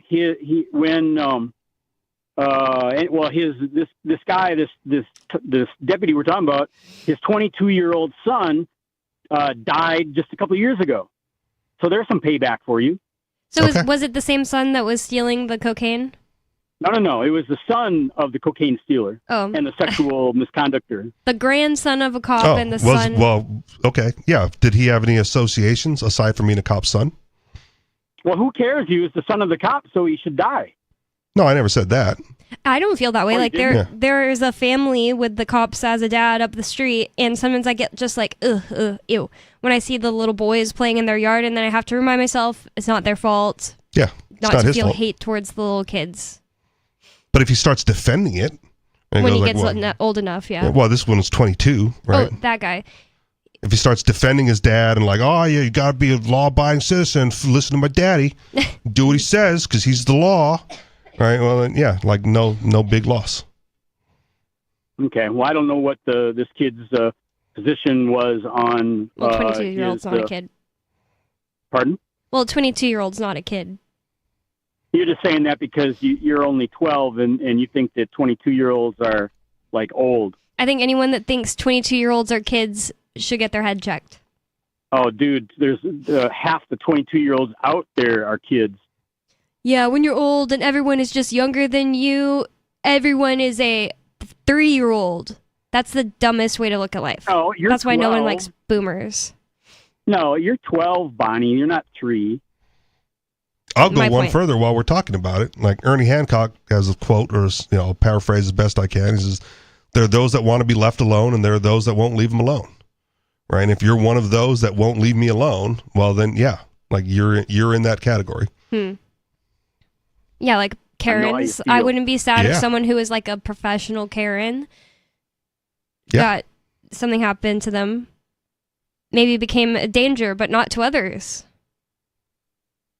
So you're into Fraudenscheude, or how's the word? How do you say that word again? Schadenfreude? Oh, yeah. Schadenfreude. Yeah, I got it backwards, man. I don't know what it means, but I know the word. Sometimes I am. It's like when you're happy that something bad happened to someone. Oh, yeah. When it's like Depends who it is. Exactly. If you're happy that something bad happened to a good person, you're a piece of crap, obviously. Yeah. If you're happy that something bad happened to an innocent person, then you're a piece of crap, obviously. But it's not like when you see karma happen to a bad person, it makes you a bad person to smile about it. It makes you a bad person to maybe do that, like carry it out. So I wonder what I just said in German when I got Schaden, whatever, backwards. I already dumped you when you did that. It was bad. Oh, man. I just said it again, though. I'm just kidding. What did you dump? I didn't really dump you. I was just kidding. Oh, darn it. Anyway. So I wonder if when I said Frauenscheude, I wonder if I said something bad in German about women. You'd have to ask a German speaker. Okay, well, we just did. So German speakers out there, call and tell us if I just said something bad in German. Scott in North Carolina. You're on deck. I don't know what happened to him. I wonder if he died.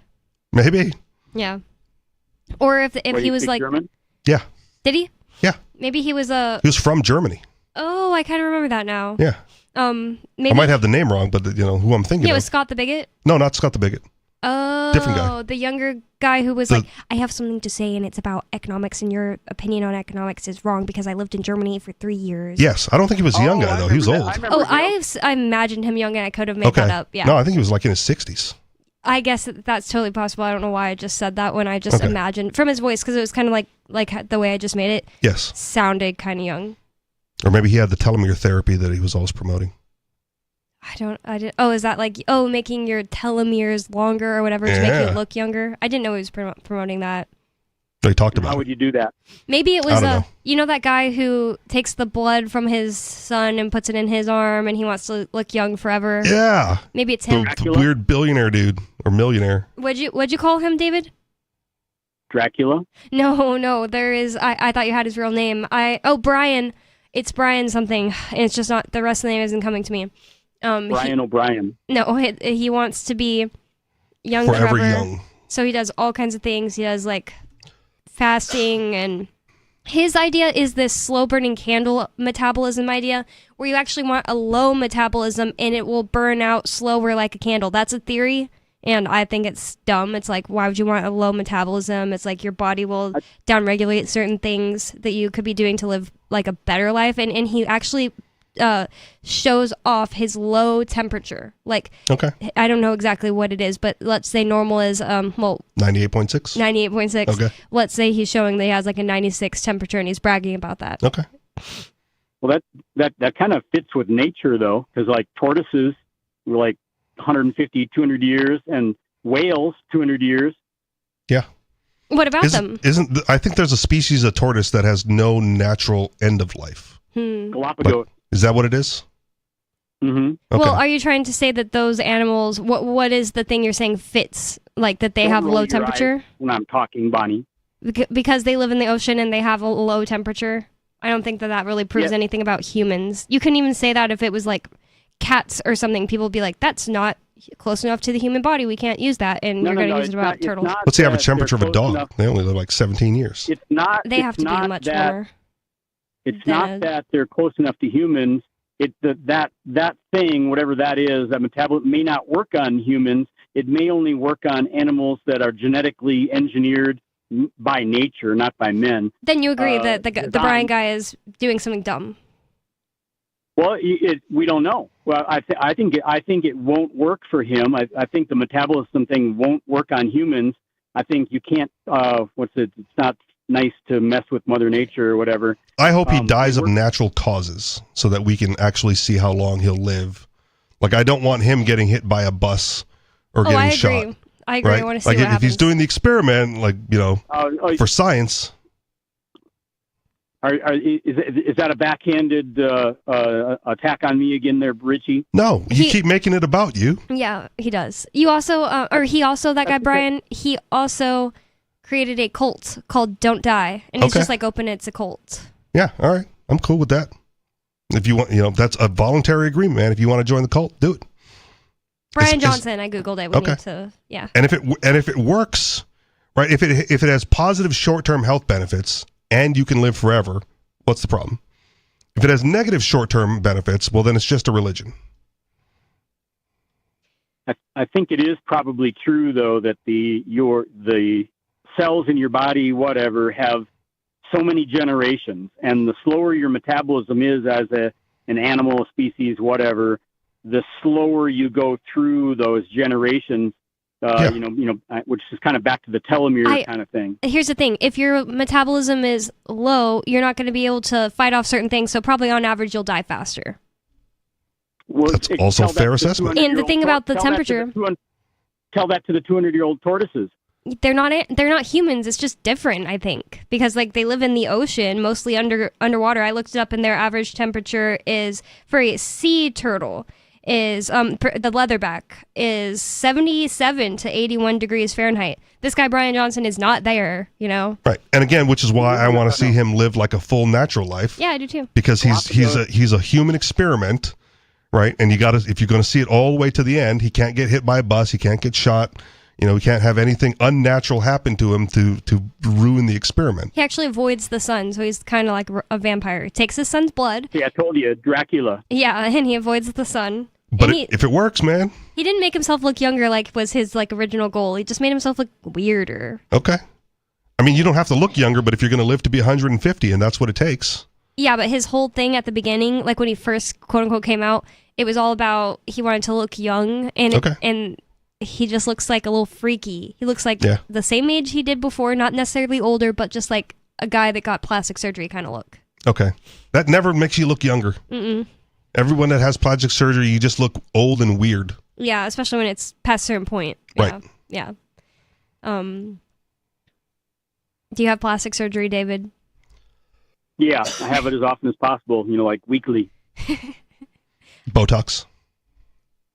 That's not plastic surgery. Oh. Do you have big, giant lips, so filler? I do. I have it all. I got the butt implants, the big, giant lips, the stretch out your forehead and your eyes, give me some cat eye look. And let's see, what else did I go? I got breast implants. Would you ever shave off your eyelashes to look more masculine? Already did. Okay, so it is a thing. I don't know. I don't know if I believe you if that was a joke, because that apparently is a trend. No, I would never lie. Okay. Well, do you want to talk about the trend in the last few minutes of the show? We were talking in one of the breaks. Richie Rich found an article about the fact that men are shaving off their eyelashes to look more masculine, and I actually said I've seen some videos of this. It's like shaving is the wrong word. They take a clip, like clippers, and they put them up to them and just make them much shorter. It's so weird. It looks weird in my opinion, and it's a waste. They should at least donate them to me. Would you actually use fake real eyelashes? No, because I don't even use fake eyelashes at all. It's just kind of a joke. It's just kind of like if most men have like really nice eyelashes, and it's just not fair. And I honestly, everybody says it's because women wear mascara. I honestly don't think it's that. Because like starting at like puberty, it starts to look like even little girls without mascara on versus little boys without mascara on. The boys' eyelashes are just thicker and nicer. I don't know why. Yeah. I had pretty eyelashes. It just seems like that is the case. They definitely worked. They worked. I don't know if they still work. No one's complimented me on my eyelashes in a long time, mostly because I wear glasses. But it could be. Like nice lashes, hazel eyes, killer. But would you ever do this? No, because I like my lashes long. That's kind of the thing. Oh, that was something I wanted to get into. It's like these guys are shaving their eyelashes off because they want to look more masculine, but are they not aware that women like that? Apparently not. Or they just don't care, and this is not about women. Is it only gay guys doing this? But then again, I'm pretty sure gay guys like other gay guys with nice eyelashes. Like, I mean, I don't know that for sure, but I would guess.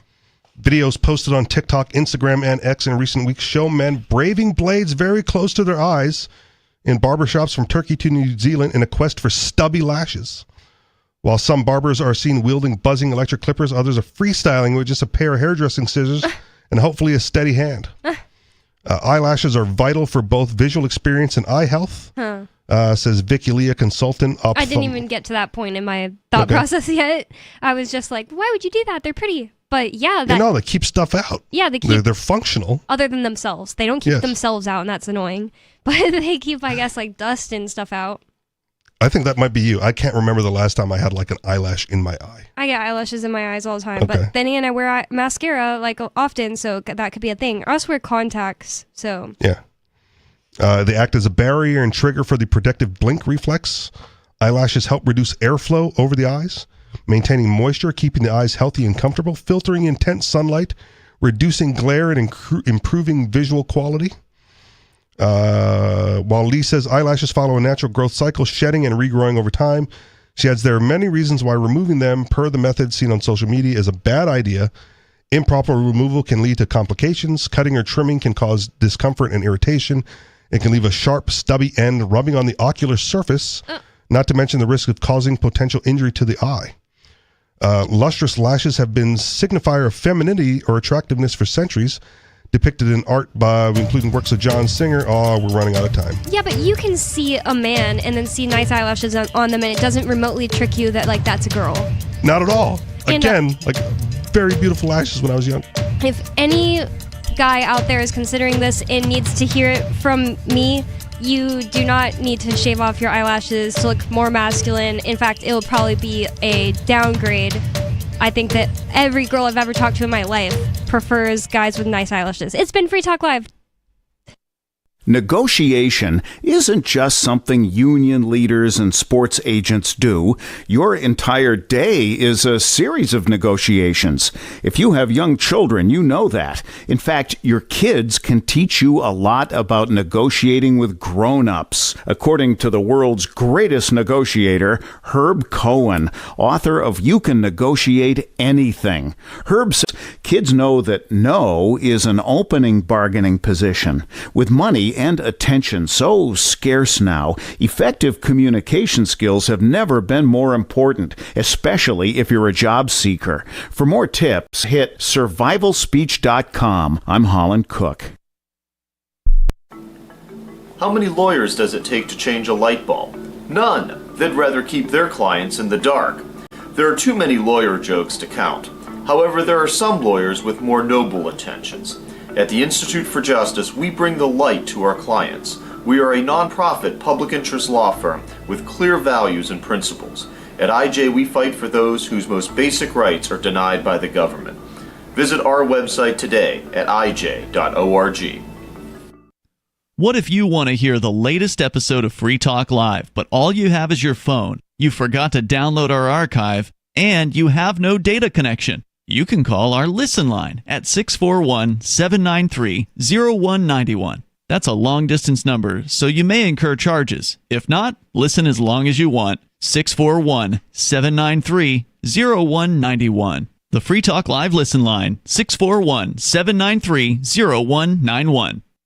Coming up next after the news, Hour 1 of the latest episode of Free Talk Live here at listen.freetalklive.com. From Feature Story News in San Francisco, I'm Ira Spitzer with a look back at some of the week's top stories. China said it is evaluating a U.S. offer for trade talks to reduce tariffs. U.S. President Donald Trump had previously said talks were already underway, something Beijing denied. FSN's Nick Harper reports from Washington. These are some of the most positive noises so far coming from China, with it saying that it's open to the possibility of talks. Last week, Donald Trump claimed talks were already underway and that he'd spoken to the Chinese leader Xi Jinping. However, his own US trade representative, Jameson Greer, confirmed that talks had not yet begun. Donald Trump maintains there is a very good chance of reaching a deal. As it stands, there is a 145% tariff on all Chinese goods entering the United States. I'm Nick Harper in Washington. Canadian Prime Minister Mark Carney, who won re-election to officially replace former leader Justin Trudeau, warned that the U.S. president is trying to break Canada. While Carney won the Liberal Party another term in office, it is still early to tell if his party will hold the majority of 172 seats in Parliament. FSN's Kate Fisher has more. Mark Carney argued that US President Trump had fundamentally changed the world, and he said his proposal to take over Canada is not an idle threat. As I've been warning for months, America wants our land, our resources, our water, our country. President Trump is trying to break us so that America can own us. That will never, ever happen. Conservative Party leader Pierre Poilievre, who until recently had been expected to win, is now projected to also lose his seat in the legislature. Kate Fisher, Washington. Israel's Air Force carried out an airstrike on the Syrian capital Damascus overnight, saying it was part of a warning to the new government not to attack the country's Druze community, a minority sect that is an offshoot of Islam with followers in Syria, Lebanon, and Israel. From Tel Aviv, Trent Murray has more. The IDF said it struck an area adjacent to the presidential palace in Damascus without further details on the target. In a joint statement with his defense minister, Israeli Prime Minister Benjamin Netanyahu said the strike was a clear message to the Syrian regime that Israel will not allow Syrian forces to deploy south of Damascus or pose any threat to the Druze community. It comes after days of clashes between gunmen from the Sunni Muslim and Druze communities, stoking fears of further civil and sectarian violence in Syria after years of civil war, which in recent months has subsided after the fall of the Assad regime. Trent Murray, Tel Aviv. The Pakistani government has hiked security measures in Pakistan-administered Kashmir. This follows accusations from India blaming Pakistan for a terror attack in Indian-administered Kashmir last week that killed 26 people, a charge which Islamabad denies. FSN's Hira Mustafa reports from Islamabad. Pakistani authorities have restricted tourist access to sensitive areas and popular destinations in the Kashmir region. The government has also mandated a 10-day closure for all religious seminaries in the area. Pakistan has already announced the daily closure of airspaces over its two largest cities, Karachi and Lahore, for 8 hours each day throughout May. The United States is encouraging both Islamabad and New Delhi to dial back tensions and try to resolve the standoff through diplomacy. Hira Mustafa, Islamabad. The U.S. and Ukraine signed a long-awaited minerals deal giving Washington access to Kyiv's rare earth minerals. Under the U.S.-Ukraine Reconstruction Investment Fund, Kyiv will retain full control over its natural resources. The U.S. economy shrank in the first 3 months of the year, fueling fears of a looming recession amid an ongoing trade war. FSN's Mitch McCann reports. Gross domestic product, which measures the monetary value of goods and services produced during a certain time period, decreased in the United States during the first 3 months of the year by 0.3%, according to a report from the U.S. Commerce Department. The figure represents the first contraction in the U.S. economy in 3 years and covers the period before the highest tariffs were implemented in early April.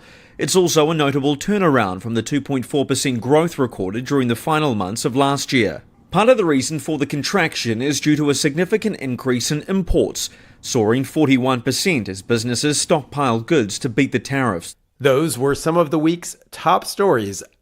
Following reports earlier today that Indiana University freshman Lawrence Plotnick's roommate Brian Tabor has found an excuse to go home every weekend since August, Plotnick spoke to Onion reporters about his roommate's frequent trips to his nearby hometown of Terre Haute, Indiana. Every week since we got here, it seems like every time I ask him if he wants to hang out on Friday, he has some wedding or birthday party or something. In fact, I'm pretty sure he hasn't spent a single Friday or Saturday night on campus in the past 6 months. Plotnick went on to cite a variety of far-ranging excuses used by his roommate to justify his constant visits home, including various family functions, a visiting friend from China, as well as his occasional desire to, quote, just hang out at home for a couple of days. I mean, I suppose I vaguely understood when he had to go back in November because his best friend's grandfather died, but last weekend he had to go back for his aunt and uncle's wedding anniversary. He said he couldn't miss it. This is the Onion News Network. Don't miss a moment of Free Talk Live. Get our archives daily via our podcast at feeds.freetalklive.com.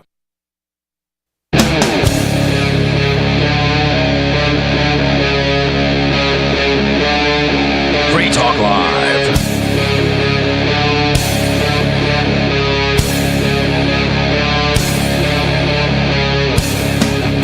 This is Free Talk Live. This is Talk Radio you control. So if you're listening and it's